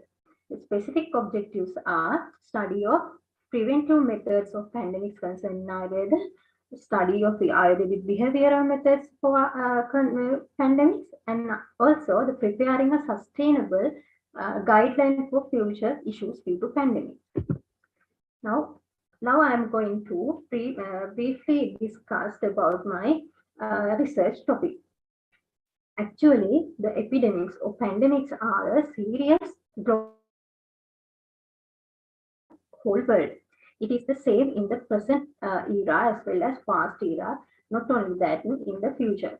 Therefore, there must be a treatment system in Ayurveda for this condition. Sometimes it not may be available in this available in the Ayurveda. That is why I took as my hypothesis as management of pandemics is available in Ayurveda or not available in Ayurveda. And during data collecting, I have get the information about that lot of curative measures as well as the preventive measures. I seems that disease preventive measures were given is more first place in Ayurveda. In modern medicine, vaccination is used according to modern medical theories. Although it is a good way to control the diseases, but it cannot eradicate the diseases. We want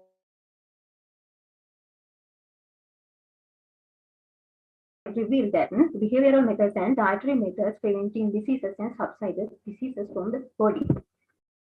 Among them, the Dinacharya is most effective and most important among them. because it can familiar to our lifestyle and make a responsibility on behalf of the society. Not only that, Dinacharya can be used in regular become systematic in our life. That is why many reporters and literature documents accepted Dinacharya has the preventive measures for pandemics as well as the great non-pharmacological treatment method for pandemics. Following the Dinacharya can create a mental and physical wellness in a person. Not only that, but also it can be develops the Adishamatha. It means the immunity of our life. Not only that, according to the local literature, we can see the chanting of Ratna Sutra, Girimananda Sutra, Karanyametta Sutra has mystical power to cure diseases as well as prevent you from diseases. That is why it is very important to do a further research on this topic. Now I'm going to explain about my methodology. This research, nature of the research is literature review. I collected from data by means of primary data sources as well as secondary data sources. As primary data sources, I get that Charaka Samhita, Suswata Samhita, Ashtanga Samhita. As my secondary data, the electronic databases I have taken, and journals published from 2010 to 2020 are taken, as well as reportings, magazines and newspapers are also taken. These are my criteria. Exclusive criteria are detailed modern review of epidemics, as well as modern management and modern preventive measures are excluded. Included criteria are the Ayurvedic behavioral treatment protocol for pandemics and preventive measures. Second one is how Ayurveda treatment effect in pandemic diseases. Brief account of history of pandemics with concerning locally and globally, as well as the classification of epidemics according to the Ayurveda classics. Now I am going to the results of the my research. Actually, the final destination of this research was reviewing the behavioral treatments and preventive measures for pandemics concerning Ayurveda. As well as we know the epidemic diseases categorized as Agantija Roga. It believes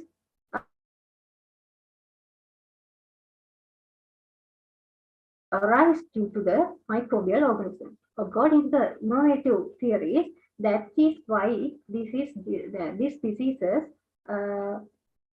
diseases are spreading rapidly. According to our Ayurveda, they have mentioned some causes for pandemics. According to Charaka Samhita, Charaka Acharya has mentioned that is adharma is cause to pandemics. Adharma means uprightness of the people. Due to that unrightness, Jala, Desha, Kala are polluted. By means of pollution of these air, water, lands, and seasons, diseases are rising rapidly. And also, the Suswata Acharya has mentioned there are 4 factors. Ritu, Kshetra, Ambu, Bija. Due to these Ritu, Kshetra, Ambu, Bija,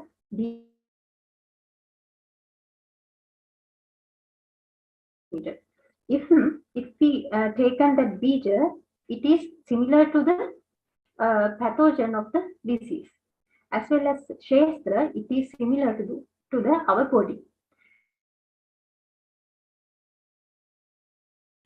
Ritu Sandhi, or environment that occurs due to the weakening of our body. As Ambu, it is the environment that existed to provide nourishment to the pathogen. So, if we are able to broken up these factors chain, disease will be definitely deteriorated.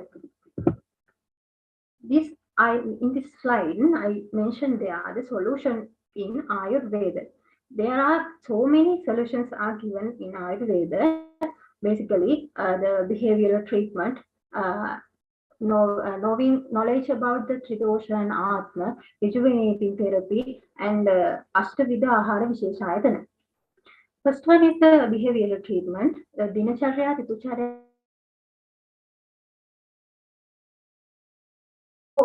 behavioral methods are most important for increasing our shape. I mean that human body, increase our strength.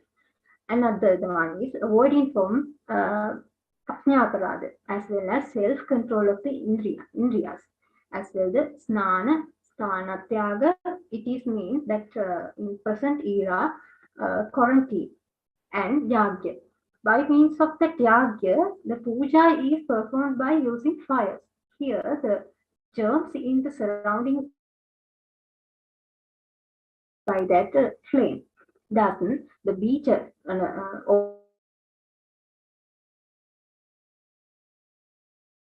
fire. That is why it is important for prevent the diseases. Another one is we knowledge about the Tridosha and Atma. What does that mean? If we know about that Vata, Pitta, Kapha, and it is reductions and increasement of the doshas, we can gain the knowledge about our body. So we can away from the harmful effects or harmful situations. Atma means knowing about ourselves. Because of that knowing about ourselves, we can prevent from also the diseases as well away from the harmful situation. Another one is the rejuvenating therapy. Naimittic rasayana and age-specific rasayana is also can be used as the rejuvenating therapy. By the rejuvenating therapy, increase the ojas as well. It can help to develop the immune power in our body. The another one is the Ashtavidha Ahara Visheshayatana. It is mentioned in Acharya Charaka. There are 8 types of the Visheshayatana: Prakurti, Karana, Sanyoga, Rashi, Desha, Kala, Upayoga Sanstana, and Upayokta. By means of these 8 parts of the Ashtavidha Ahara Visheshayatana, we can develop a good dietary behavior. That is why we can gain our Vyadishamatva and gain our strengthening of the body to resistant to the diseases. Accordingly, a new and common behavior routine can be created by means of daily routine integration. I mean that Dinacharya can be integrated with the Ritucharya, Satputa, Achara, Rasayana, likewise things. First of all, I have mentioned there action of Dinacharya as well as effect on the doshas as well the promoting action. First is the early rising. Early rising means is the Brahmamutra rising. Early rising is effect on Vata and Kapha dosha. Actually, the Vata Anulomana and Kapha Shamana.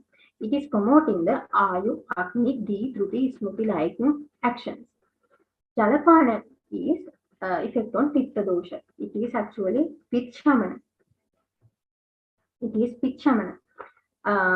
So it is promoting digestion and kidney function is regular. Regular the kidney function. Now,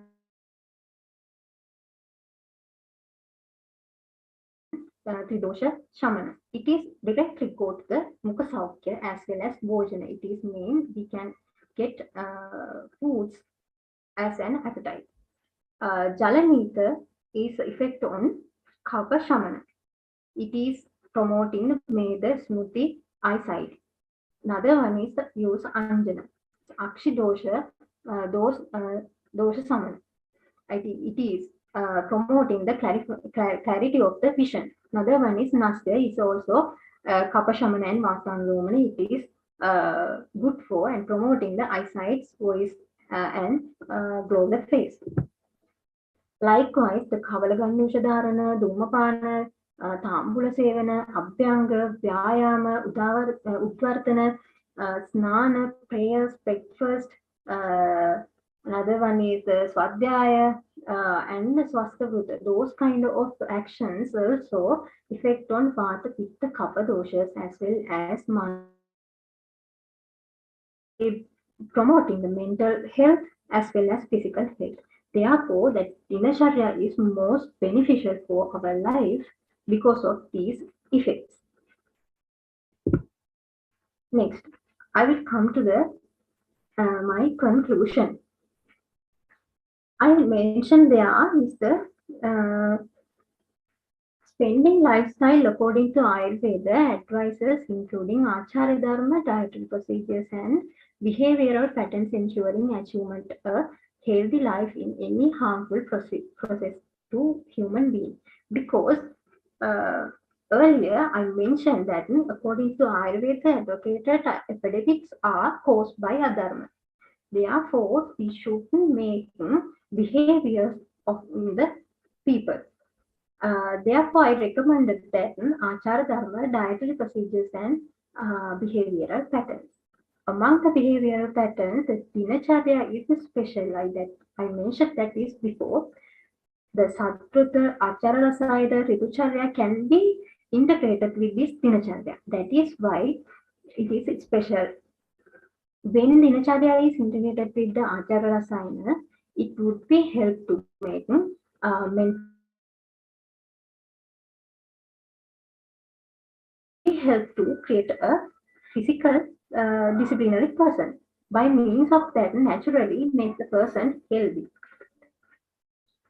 When if the Dinacharya integrated with the Ritucharya, it is most necessary to be combined with the Ritucharya with the Dinacharya, because main reason for the occurrence of epidemic diseases is Ritu.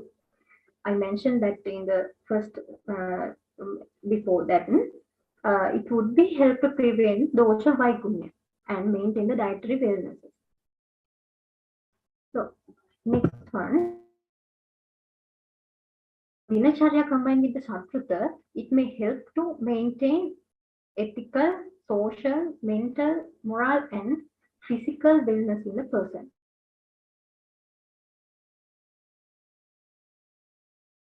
By association of Vivaharika Sattva, we know that Sattva has categorized by the 5 categories. One of it,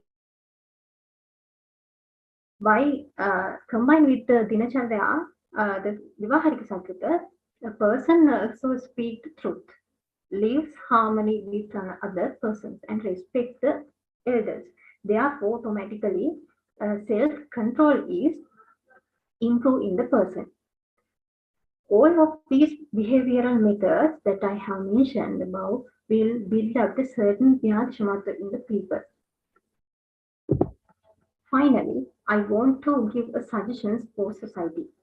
First one is conducting social awareness programs regarding Ayurveda guidelines with behavioral routines. Second one, training the community to follow the procedures prescribed in Ayurveda to prevent of the outbreaks and as well the transmission of the outbreaks.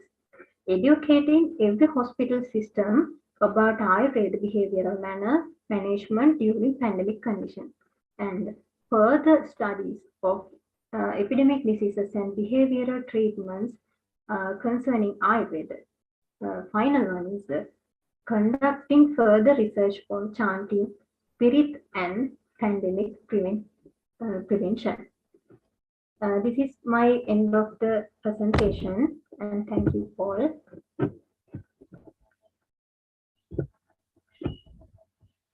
Okay, thank you, Dr. Chaturangani. We have been done very comprehensive review on Dinacharya and its related to the pandemic situations. The session is open for the questions.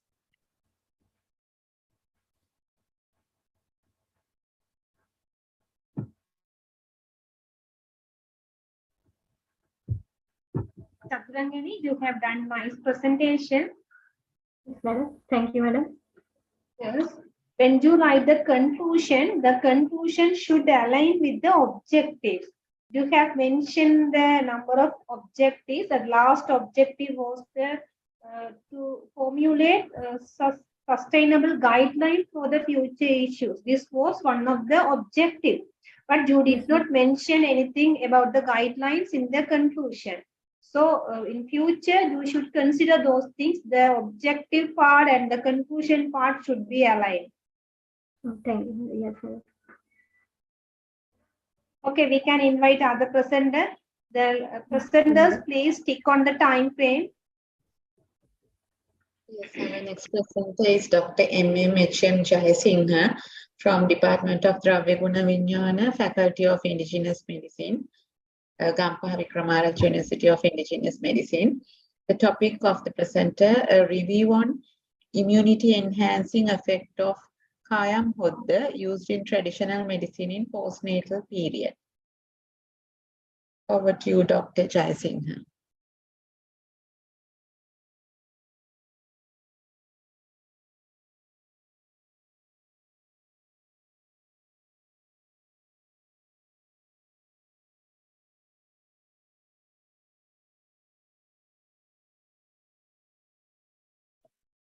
Put it on the slideshow. Please put the presentation on the slideshow. Jayasinghe. Am I audible to you, madam? Yes, it's audible, but we cannot see the presentation slides.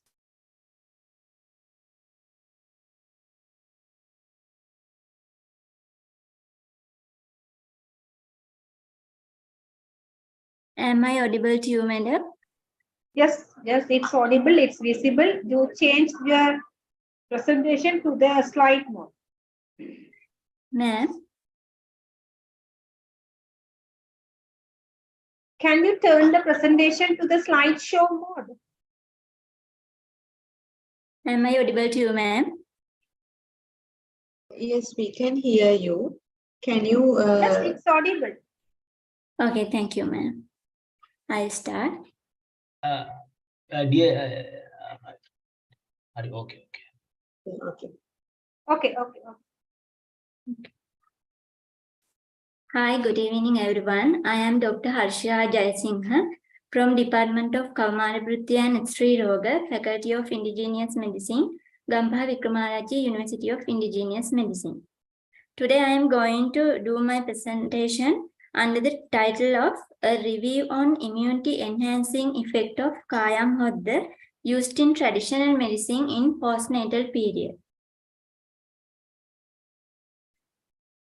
Then I would like to focus on problem identification.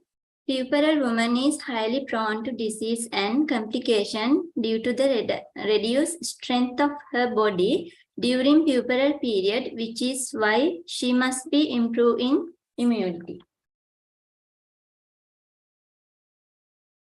Then move to aim and objectives. General objective is to review effect of immunity enhancing activity of Kayam Hodda used in traditional medicine in postnatal period.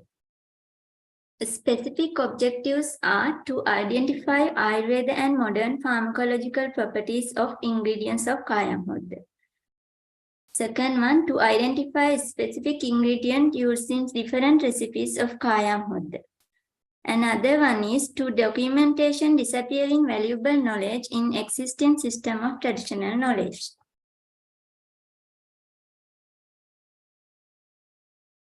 Here is introduction. Traditional medicine is one of the most valuable medical system in Sri Lanka. 3,000 years back history. It has been transmitted verbally from generation to generation. With the technological advancement, this knowledge is gradually disappearing from the society, but still these are preserved in rural society. Kayam Hodda is an inimitable medicinal and nutritional traditional soup that has been given to puerperal women during puerperal period since ancient time. Puerperal period means the time after delivery of the child. This period it extends up to 6 weeks after delivery. In Ayurveda, it called as Sutika, and women in puerperal period called as Sutika. And this remedy is mainly used to promote the health of puerperal women in the puerperal period. The immune system is designed to protect the host of pathogenic microorganisms like millions of bacteria, viruses, fungus, toxins, and parasites. In addition, immune system eliminates allergic substances and toxins from the host. The system is very complex, made up of several types of cells and proteins that have different jobs to do in fighting against foreign invaders. Macrophages, neutrophils, monocytes, and cytokines like immunomodulators leads to protect the body by increasing the production of serum antibodies. When I prepare my research, I followed this methodology. Recipe of Kayam Hodda were gathered from 26 Ayurvedic indigenous physicians and 60 of people selected covering all districts of 9 provinces across in Sri Lanka, according to random sampling method. Among those, the mostly used 15 ingredients were selected to assess effectiveness of immunity enhancing activity of Kayam Hodda, according to Ayurveda and modern pharmacological properties and actions. The review was conducted by studying authentic books, the online research articles, reports on Google Scholar, PubMed, ResearchGate, and international research journals in Ayurveda and traditional medicine. Only published articles were included and unpublished articles were excluded. This table shows 15 ingredients are used to this paper. These are the Kayam Hodda, prepare to Kayam Hodda using these ingredients. Cumin, fennel, black pepper, turmeric, coriander, cinnamon, red chili, curry leaves, ginger, fenugreek, asafoetida, garlic, garcinia, bark of moringa, and common salt. These are the pictures of material related to Kayam Hodda. You can see. This slide and before slide also show ingredients of the Kayam Hodda. And according to data collection, this table describes data collection regarding the Ayurveda pharmacodynamic properties of each ingredient.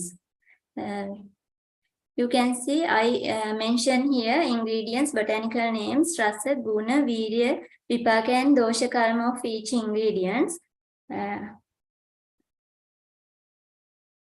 This slide also represents rest of Ayurveda pharmacological properties of according to Ayurveda. This slide describes data collection of modern pharmacological properties of each ingredient. I mention here chemical composition and modern pharmacological actions of each ingredient. According to modern science, this pharmaceutical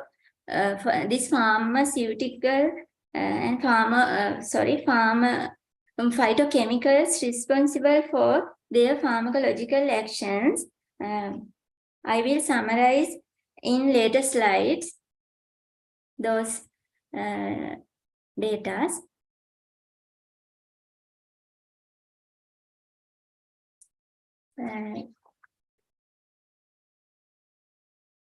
When data was analyzed, I have given these results. This table makes after analyzing about data according to rasa of each ingredients. You can see Katu rasa is more prominent rasa of the ingredients. Madura and Tikta rasa also prominent, but Katu rasa is more prominent rasa in the formula. This is the table and graph shows according to guna what are the most prominent guna is in the formula. Lagu guna is 86 percent 0.7%, and is more prominent rasa in Lagu, guna in Lagu, and Ruksha guna, Tikshna guna and Snigdha guna is also present. When analyzing Vipaka and Virya of the ingredients, Ushna Virya is more prominent and Khatu Vipaka is more prominent. According to analyzing dosha karma properties, you can see Kapavata Shamaka is more prominent dosha karma of the ingredients in Kayam Hodda. This is the summary of Ayurveda pharmacodynamic properties. You can see 68.7% of Katurasa and Madura Tikta Kashaya also present. And considering about Guna, Lagu Guna is more prominent Guna, and Ruksha Guna, Tikshna Guna, Snigdha Guna also present. Guru Guna less than other Gunas. And also Ushna Virya is more prominent Virya in herbal materials, and Khatu Vipaka and Madhura Vipaka also present, but Katurasa is more prominent than other Vipaka. And also dosha karma, when we analyzing dosha karma, Vata Kapha Shamaka guna is more prominent. Its percentage 73.3 of percentage. According to analyzing modern pharmacological action, there are several actions were present, but most prominent pharmacological actions are antibacterial, antioxidant, anti-inflammatory, antifungal, and immunomodulatory actions. Mostly prominent antioxidant and anti-inflammatory actions. Their percentage 68.7%, and anti-inflammatory action is present 80%.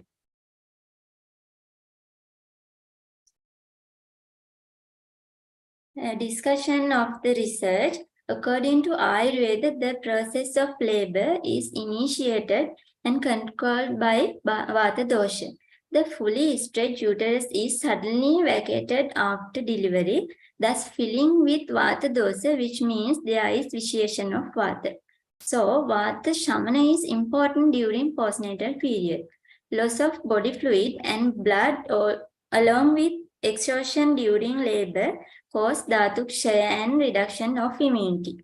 Therefore, puerperal woman becomes more prone to disease and complication, which is why she must be improved in immunity with cleansing of uterus, which should be free of remnant part of placenta to avoid further infections. According to evidence of Ayurveda pharmacodynamic properties of Kaya Modda, it pacifies vitiated Vata dosha due to Madhura Rasa, Snigdha Guna, Ushna Virya and Madhura Vipaka. Having Lagu, Ruksha Guna and Khatu Vipaka, it also pacifies vitiated Kapha dosha. Consequently, the ingredient of Kaya Modda show Kapavata Shamaka action. It helps to reduce pain and increase the immunity in Sutika. According to Ayurveda, the Sleshma in its state of normalcy is known as the Bala or immunity. When Kapha is vitiated, it acts as a waste product in the body. Healthy Kapha dosha itself can be considered as Ojas or immunity factor. When it is imbalanced, it causes diseases. While it is balanced, it helps toward off disease. So Kaya Modda balance both Vata and Kapha dosha, and it helps to improve immunity. Mostly used herbal for Kaya Modda are spices. Many herbals or spices have immunomodulating properties. Spices have many roles to play. Most importantly, they have a role in digestive function. It helps in improving the immune system and gastrointestinal health. According to the evidence of modern pharmacological values, some herbals have significant oxidative effect. In addition, they provide different kind of antimicrobial property, anti-inflammatory, hepatoprotective property with their chemical compounds. This is my conclusion. According to the evidence found in this study, it could be concluded that the Kayam Hodda consists with considerable effect for puerperal women for enhancing immunity during postnatal period. I suggest that a new research should be done along with scientific and clinical manner to get a better idea regarding enhancing of immunity of puerperal women. These are my references. Thank you so much, all of you. Thank you, Dr. Jayasinghe. I have one question. How do you get that 15 ingredients for the Kayam Hodda? What is the reference? I didn't get that point. That's why I'm asking. Ma'am, I collected data from recipes of Kayam Hodda. I gathered from 26 Ayurvedic indigenous physicians and 60 of people selected, covering all the 9 provinces, according to random sampling by questionnaire. And Okay, by questionnaire. yes, Yes. then I selected mostly used 15 ingredients.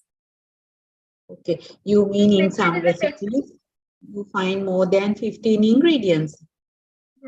Yes, ma'am, but common, all of Kayam Hodda formula common ingredients, 15 ingredients. Okay. Yes, Dr. Vijita. Is it a prepared medicine, Kayam Hodda? Not it's home remedies mostly, ma'am. Home remedy. Is there any Yes. literature evidences for this remedy? I couldn't find, ma'am, previous research. I get that information regarding spices, previous research. Okay.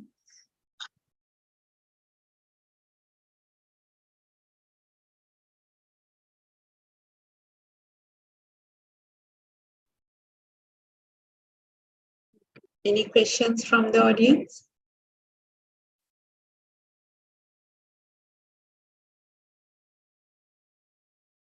Okay, Dr. Jayasinghe, you analyzed the Rasadi Panchake of these 15 ingredients comprehensively, and you summarized it as more in Rasa, in Lagu Guna, likewise.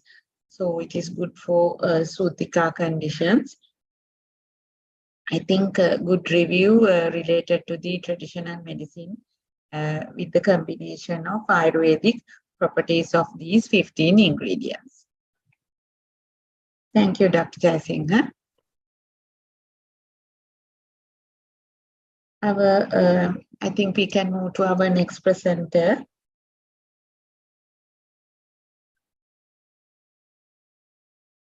Dr. BMMSHK Udehapuvida from Department of Indigenous Medical Resources, Faculty of Health Sciences and Technology, Gampaha Wickramarachchi, University of Indigenous Medicine. Topic is a literature review on pharmacological activities of Lekaniya Mahakashaya.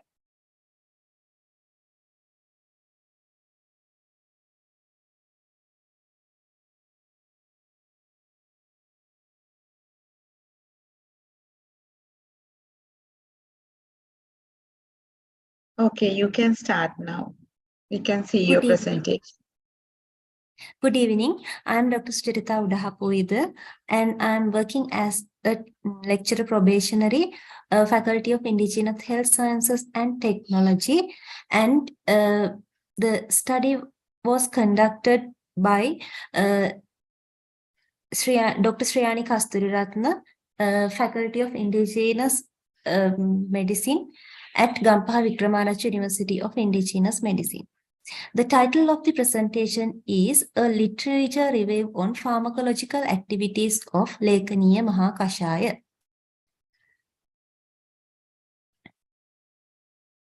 Yes, herbal medicine comprises its roots in all around the world, and it involves the medicinal use of plants, animal products, and minerals to treat diseases and enhance general health and well-being. Plant-based products are very helpful for prevention and cure the different kind of human diseases. Obesity is described as an abnormal or excessive accumulation of fat in the body. It may have many effects on one's health that increase the risk of other diseases and health issues, including cardiovascular diseases, diabetes, high blood pressure, and certain cancers also. Numerous medications have been used to prevent and treat obesity cases. Marketed anti-obesity drugs have been withdrawn from the market in the recent years due to severe side effects and several side effects. Ayurveda pharmaceuticals that have Lekaniya actions or scraping or corrosive actions are recommended to reduce weight. With this background, the objective of this study is to summarize the literature on anti-obesity compounds mentioned in Lekaniya Mahakashaya and discover mechanism and pharmacological actions of anti-obesity herbs in Ayurveda medicine. The methodology, this is a literature study. Literature searches were done regarding anti-obesity activities of medicinal herbs in PubMed PMC Science Direct. Furthermore, anti-obesity and hyperlipidemic bioactive compounds of the selected herbs and their mechanisms were searched in some popular search engines such as Google, Google Scholars, and also some standard databases to gather secondary data. All materials, regardless of sources, were reviewed, and the review framework was developed to represent the information available. These are the 10 plants coming under Lekaniya Mahakashaya or Lekaniya Dashakaya.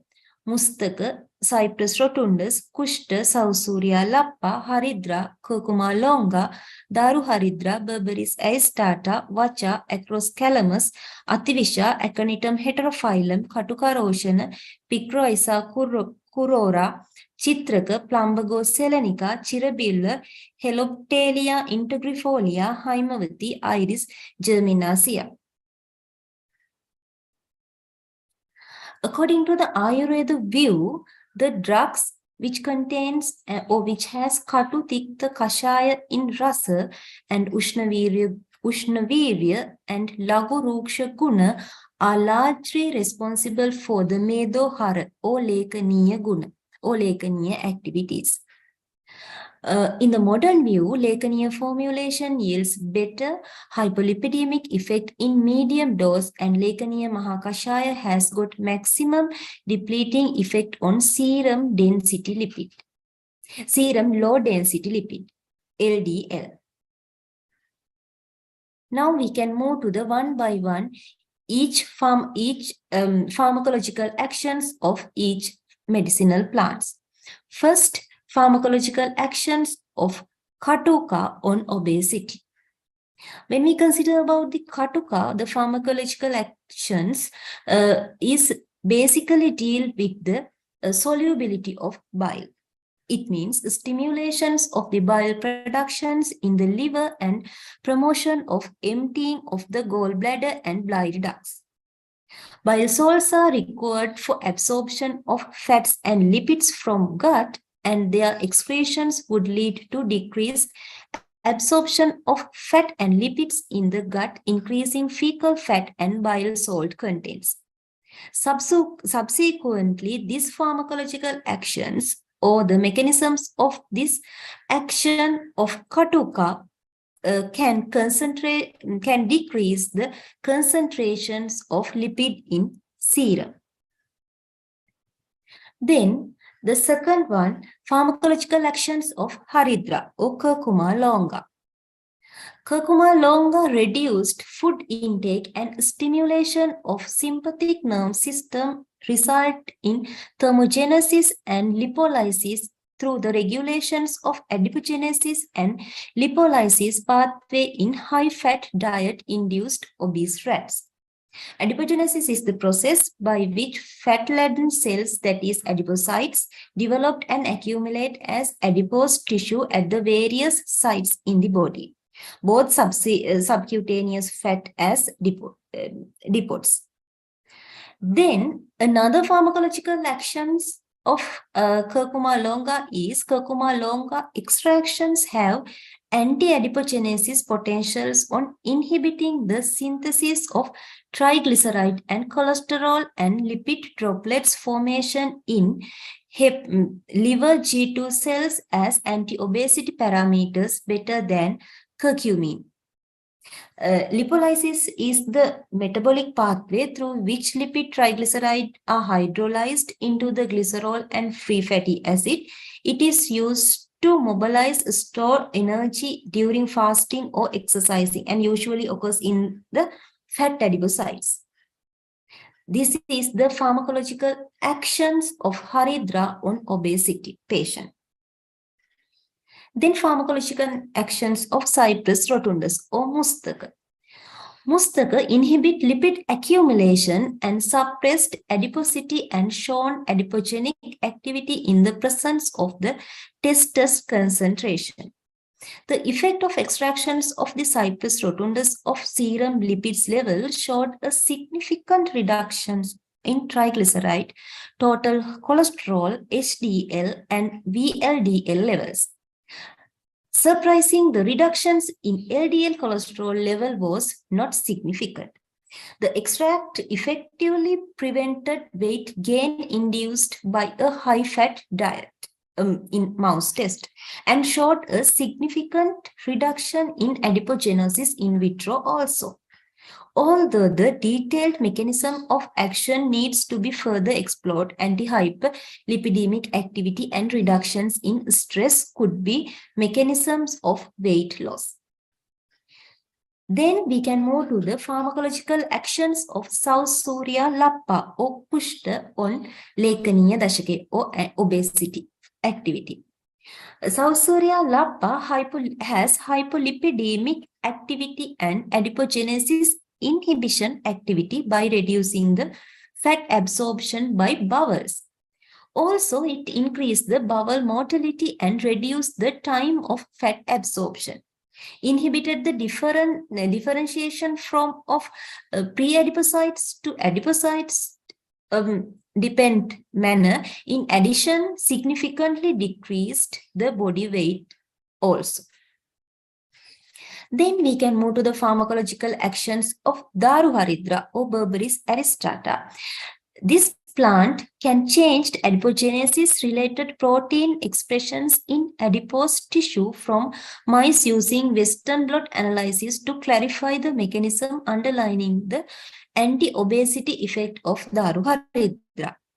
And also, especially I want to say, phytochemicals called as berberine can suppress adipocytes differentiations and decreased obesity. It also regulates glucose metabolism via decreasing insulin resistance also. Other effects of the berberine including anti-hyperlipidemic and anti-hypertensive activity also. It means the phytochemicals of the Daru Haridra can be reduced the body fat level. Then pharmacological actions of Vacha on obesity patients. We can observe pharmacological screening anti-obesity potentials of Vacha in high-fat diet obese rats, and they revealed Vacha delayed intestinal absorptions of dietary fat. The mechanism is delayed the intestinal absorptions of dietary fat due to the inhibitions of pancreatic lipase activity. An enhancement of antioxidant status mediated by antioxidants such as flavones and activations of leptin signaling pathway. Inhibition pancreatic lipase activity was observed, and anti-obesity ability of selected collections of Vacha could mediate delayed intestinal absorptions of dietary fat. Then we can move to the pharmacological actions of Aconitum heterophyllum. Aconitum heterophyllum can be observed that increase the fecal fat content is also an indication of the hypolipidemic effect of Aconitum heterophyllum, increasing the fetal fat content. Furthermore, the significant hyperlipidemic effect of Aconitum heterophyllum may be linked to its ability to inhibit HMGR activity and block intestinal fat absorption, and also increase the HDL, that is important, and may be linked its ability to activate LCAT enzyme. It means the enzyme including animals, converts free cholesterol to the cholesterol esters, which can sequence into the core of the lipoprotein. The enzymes can help transport cholesterol out of the blood and tissues by the process called cholesterol esterification. The pharmacological actions of Aconitum heterophyllum is like this. Then pharmacological actions of Plumbago selanica or Chavya. Chavya can reduce hypertrophy of adipocytes of the adipose tissue of the rats. And also one chemical composition called as plumbagine is also has some effect on anti-obesity activity. It means plumbagine reduced body weight gain, OBMI, and abdominal obese also. It important to adipose tissue of the rats by reducing the hypertrophy of the adipocytes. It reduced insulin also. And also pharmacological actions of Holoptelia integrifolia. The pharmacological mechanism disclosed the ameliorations and certain biomarkers molecules such as peroxisome proliferator, PPAR alpha, and adipose differentiation related protein means ADRP, and CD36 adipocytes fatty binding protein, beta adrenergic receptor, leptin, and peripelin. All the biomarkers by using the phytochemical components derived from Holoptelia integrifolia. Those biomarkers can reduce the body cholesterol level or body fatty acid amount. Finally, pharmacological actions of Iris germinea. Evaluated the effects of ethanolic extractions of the plant on lipid profile of the rat fed the high-fat diet had been indicated that the ethanolic extractions of the plant significantly lowered the lipid components, especially cholesterol and triglycerides. These are the basic pharmacological mechanisms, different pharmacological mechanisms of Lekaniya Mahakashaya on anti-obesity activity.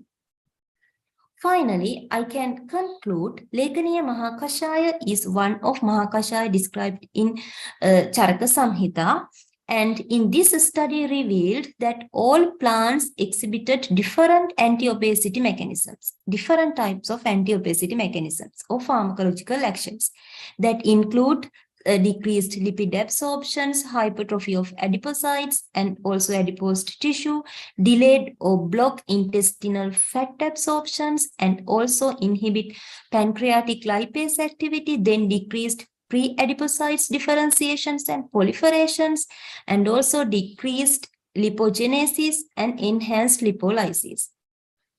Hence, more studies need to be focused on the bioactive compounds of the medicinal herbs for developing as anti-obesity formulation. Thank you very much.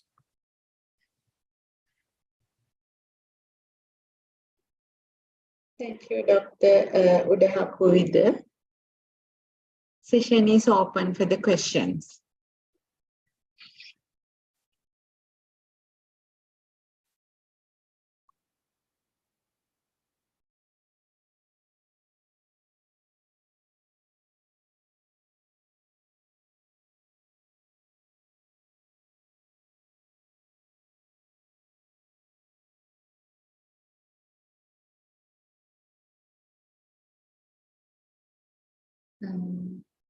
Okay, Dr. Vijita, do you have any comments?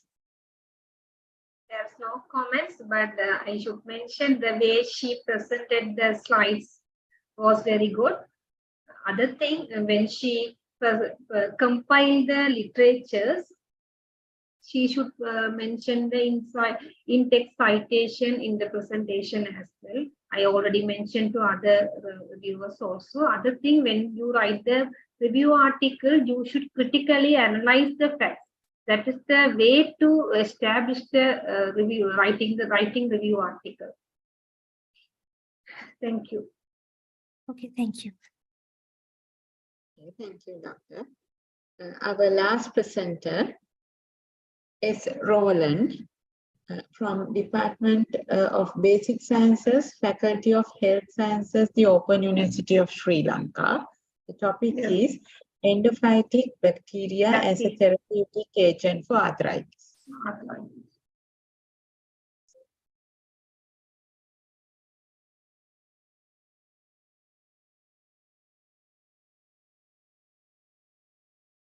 Good evening, everyone. I'm Sandhini Roland. I'm going to present abstract presentation titled "Endophytic Bacteria as a Therapeutic Agent for." We couldn't hear you clearly.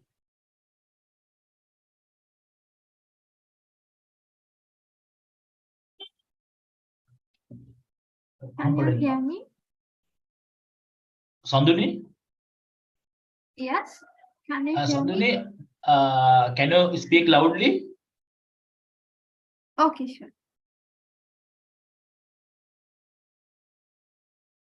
Good evening, everyone.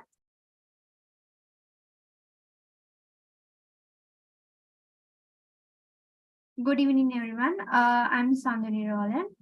I'm going to present abstract presentation titled "Endophytic Bacteria as a Therapeutic Agent for Arthritis." The author is K. Vivekananthan, Dr. K. Vivekananthan, and I'm the presenter. Moving on to the introduction, the endophytes. The term endophytes literally refers within the plants. Endo means inside and phyto means plants. The endophytes are the microorganisms that colonize living internal tissues without causing an immediate or negative effects. And they can be found on virtually on every plant on earth, reside in the living tissue of the host plant, and also in a variety of relationships ranging from symbiotic to pathogenic. The plant host is able to supply the necessary nutrients and the compounds required for the endophyte to complete its life cycle. The importance of endophytes are they help plants to settle in ecosystem restoration process and increase the ability of plants to utilize nutrients from the soil by increasing root development, nitrate uptake, and solubilizing phosphorus and to control soil-borne pathogens.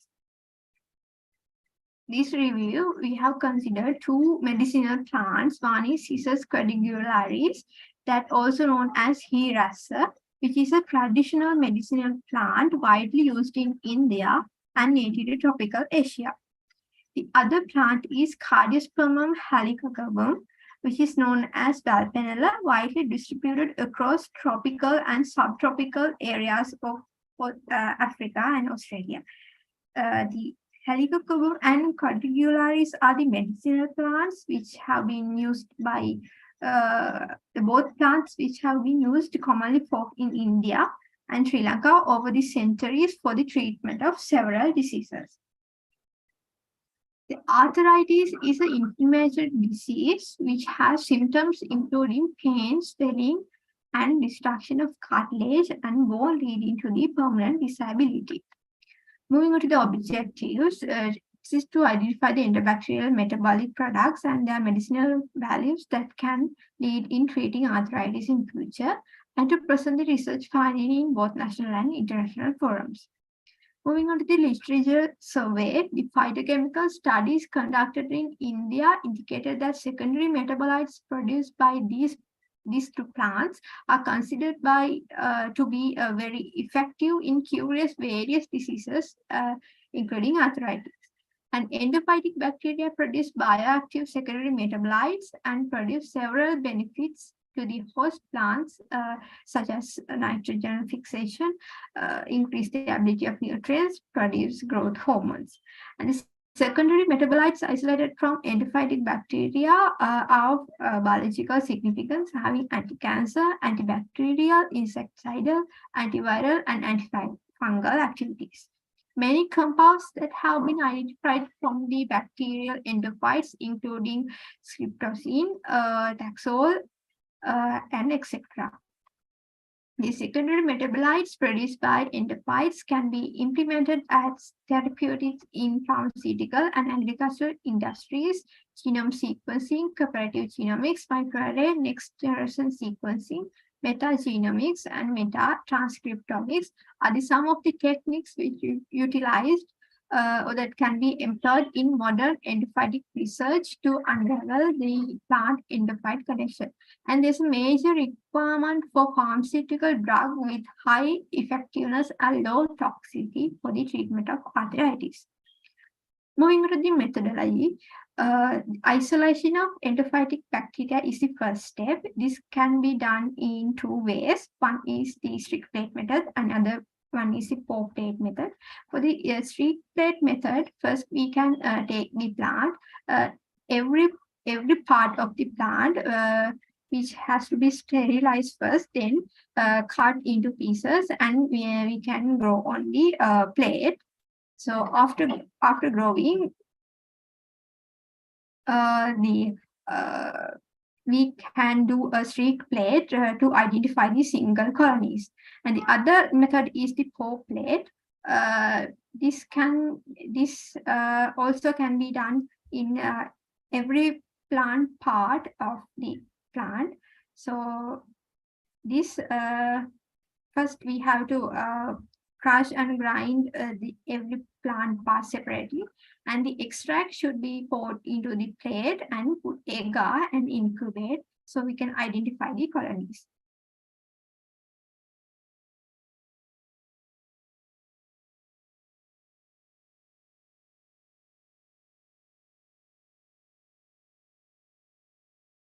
Next one is optimization of bacterial growth using different media. So the growth of bacteria can be optimized by screening with different agar mediums, nutrient agar and LB growth agar, for future isolation of secondary metabolites. The endophytic bacteria can be identified by molecular techniques as well as biochemical tests. This is the identification of endophytic bacteria using molecular techniques. The procedure is first, from the isolated endophytes, extract DNA using bacterial genomic isolation kit, and the quality of DNA test using agarose gel electrophoresis. Then the 16S RNA gene amplification using 16S RNA initial primer. Then gene sequencing from amplified DNA of 16 RNA genes. So after that, obtained PCR products will subsequently sequenced and the sequence data edit using cluster W mega7 software. Then the results will compared with existing sequences in GenBank using BLAST at NCBI. Then final the homology matches will be needed and consequently particular endophytic bacterium can be identified. The morphological identification of endophytic bacteria can be done using gram staining. This is the procedure of gram staining, and gram positive bacteria which indicate in purple color, which has thick peptidoglycan layer, and some of the examples are Acetobacillus and Bacillus. The gram-negative bacteria can be identified using by pink color. They have thin peptidoglycan layer. Some of the examples are Acetobacter and Enterobacter. The other test method is catalase test, which facilitates the detection of this enzyme in bacteria.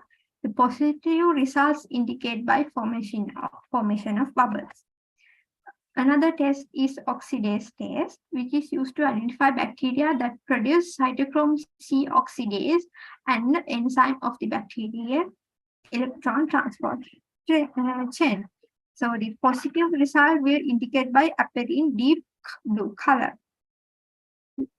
Another test is gelatin hydrolysis test, which detects the ability of bacteria to produce gelatineses.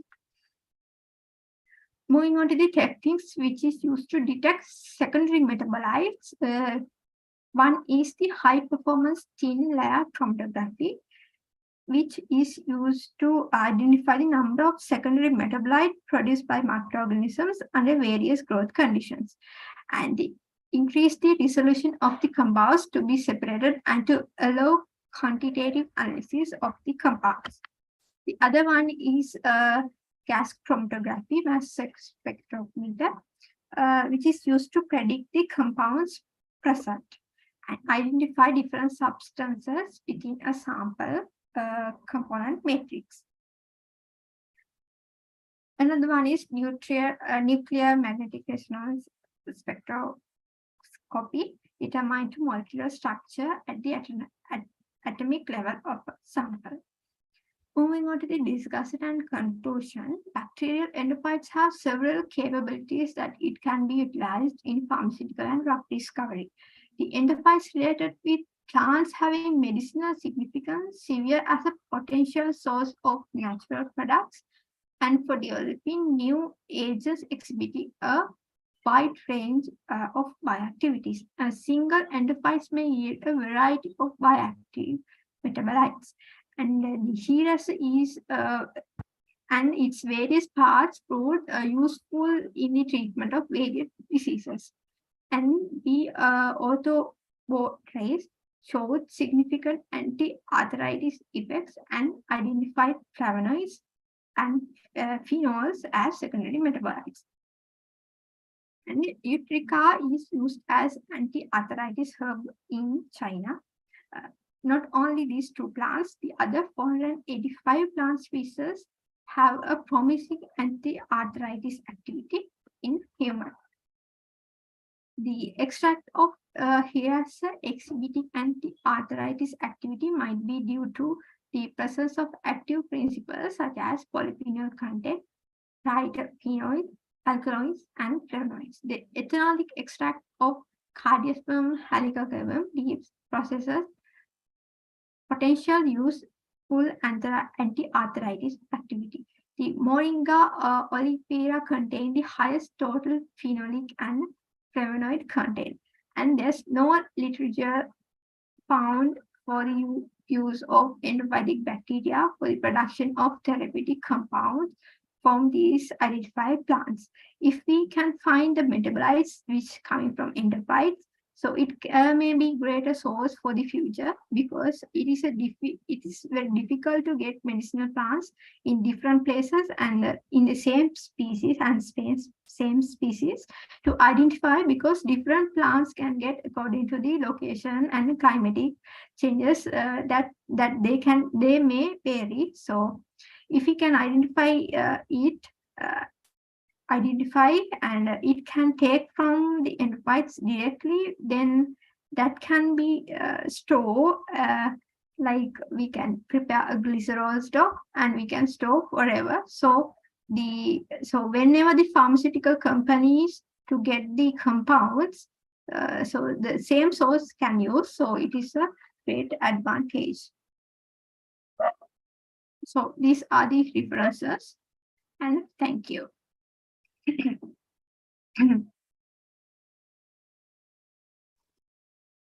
Thank you, Ms. Roland. The session is open for the questions.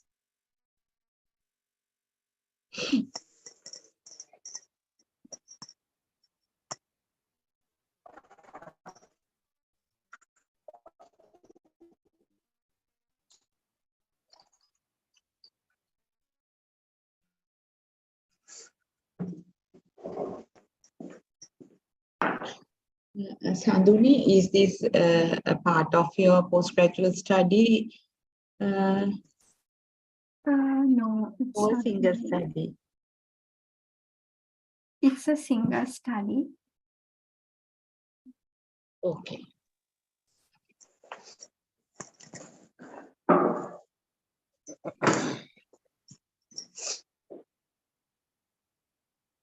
Her presentation was, her presentation was very nice. The methodology part I observed, the protocol for the study was well designed by the supervisor. Very good presentation. Thank you very much. Thank you so much. Dr. Vijita and Dr. Jivini, all sessions, all presenters, they are over, Yes. no? All are presented, yes. Okay. So we have to conclude the We have completed the presentations session. Okay. Dr. Vijita, do you have anything to mention end of the session? Yes, I would like to mention, except the last presentation, other presentation were the review articles and the literature studies.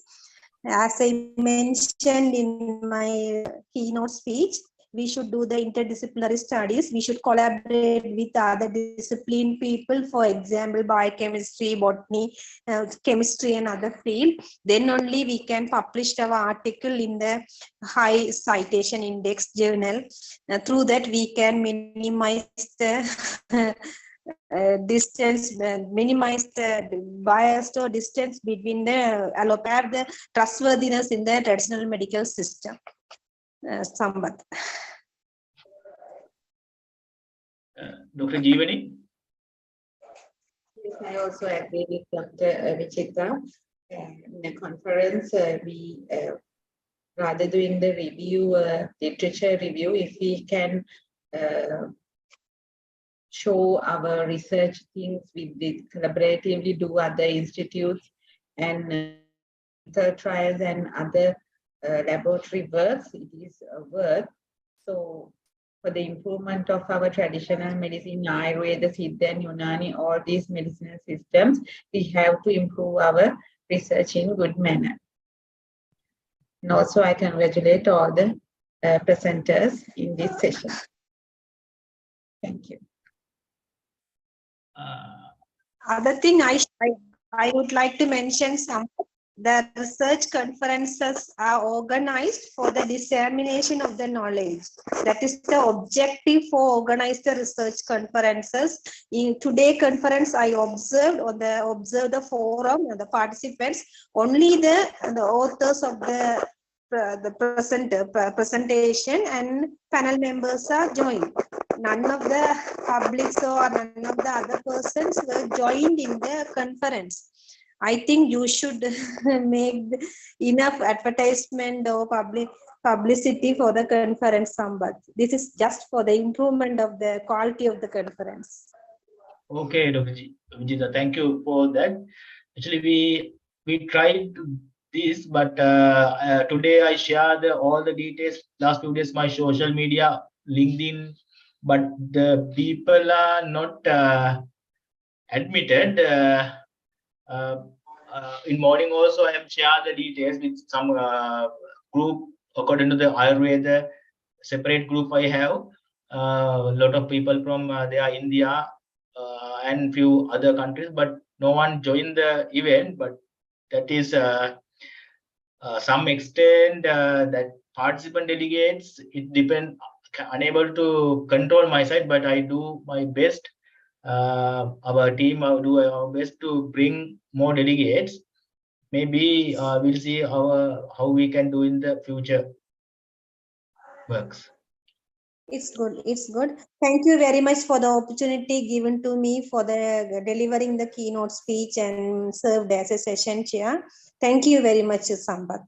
And thank you very much for the co-session chair, Dr. Jeevani. Thank you very much, both of you. And as well as I need to mention Dr. Vijita Bahidharan. She is from senior lecturer, head Siddha Unit Medicine, Trincomalee campus, Eastern University. I am no more head somewhere. At the moment, I am the director, University College of Jaffna. I was not the head Siddha Medicine. Okay. I came to Jaffna on sabbatical. Right. See, I will return to Trincomalee campus. Right. Thank you for update. I will update that on detail on website. Okay.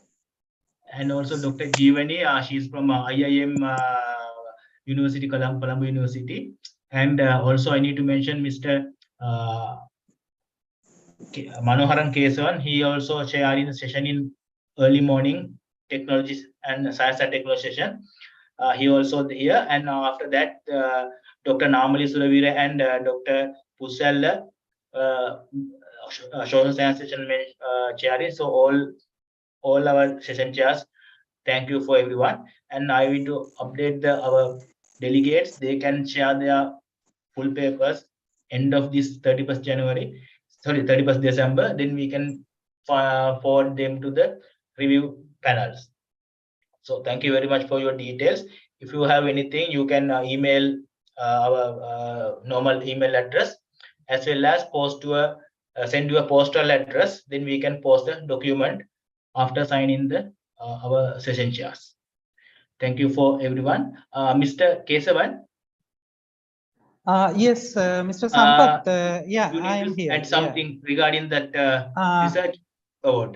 Yeah, so I can say a few words. Especially, I was here in the morning session, especially engineering, science, and technology related research presentation. So overall, in that track, I was very happy. I'm very happy about the research findings, especially the findings went up to the development of products and some kind of valuable outcomes. So I'm very happy those researchers presenting at Gary conference. Also, even as we discussed recently, even we are going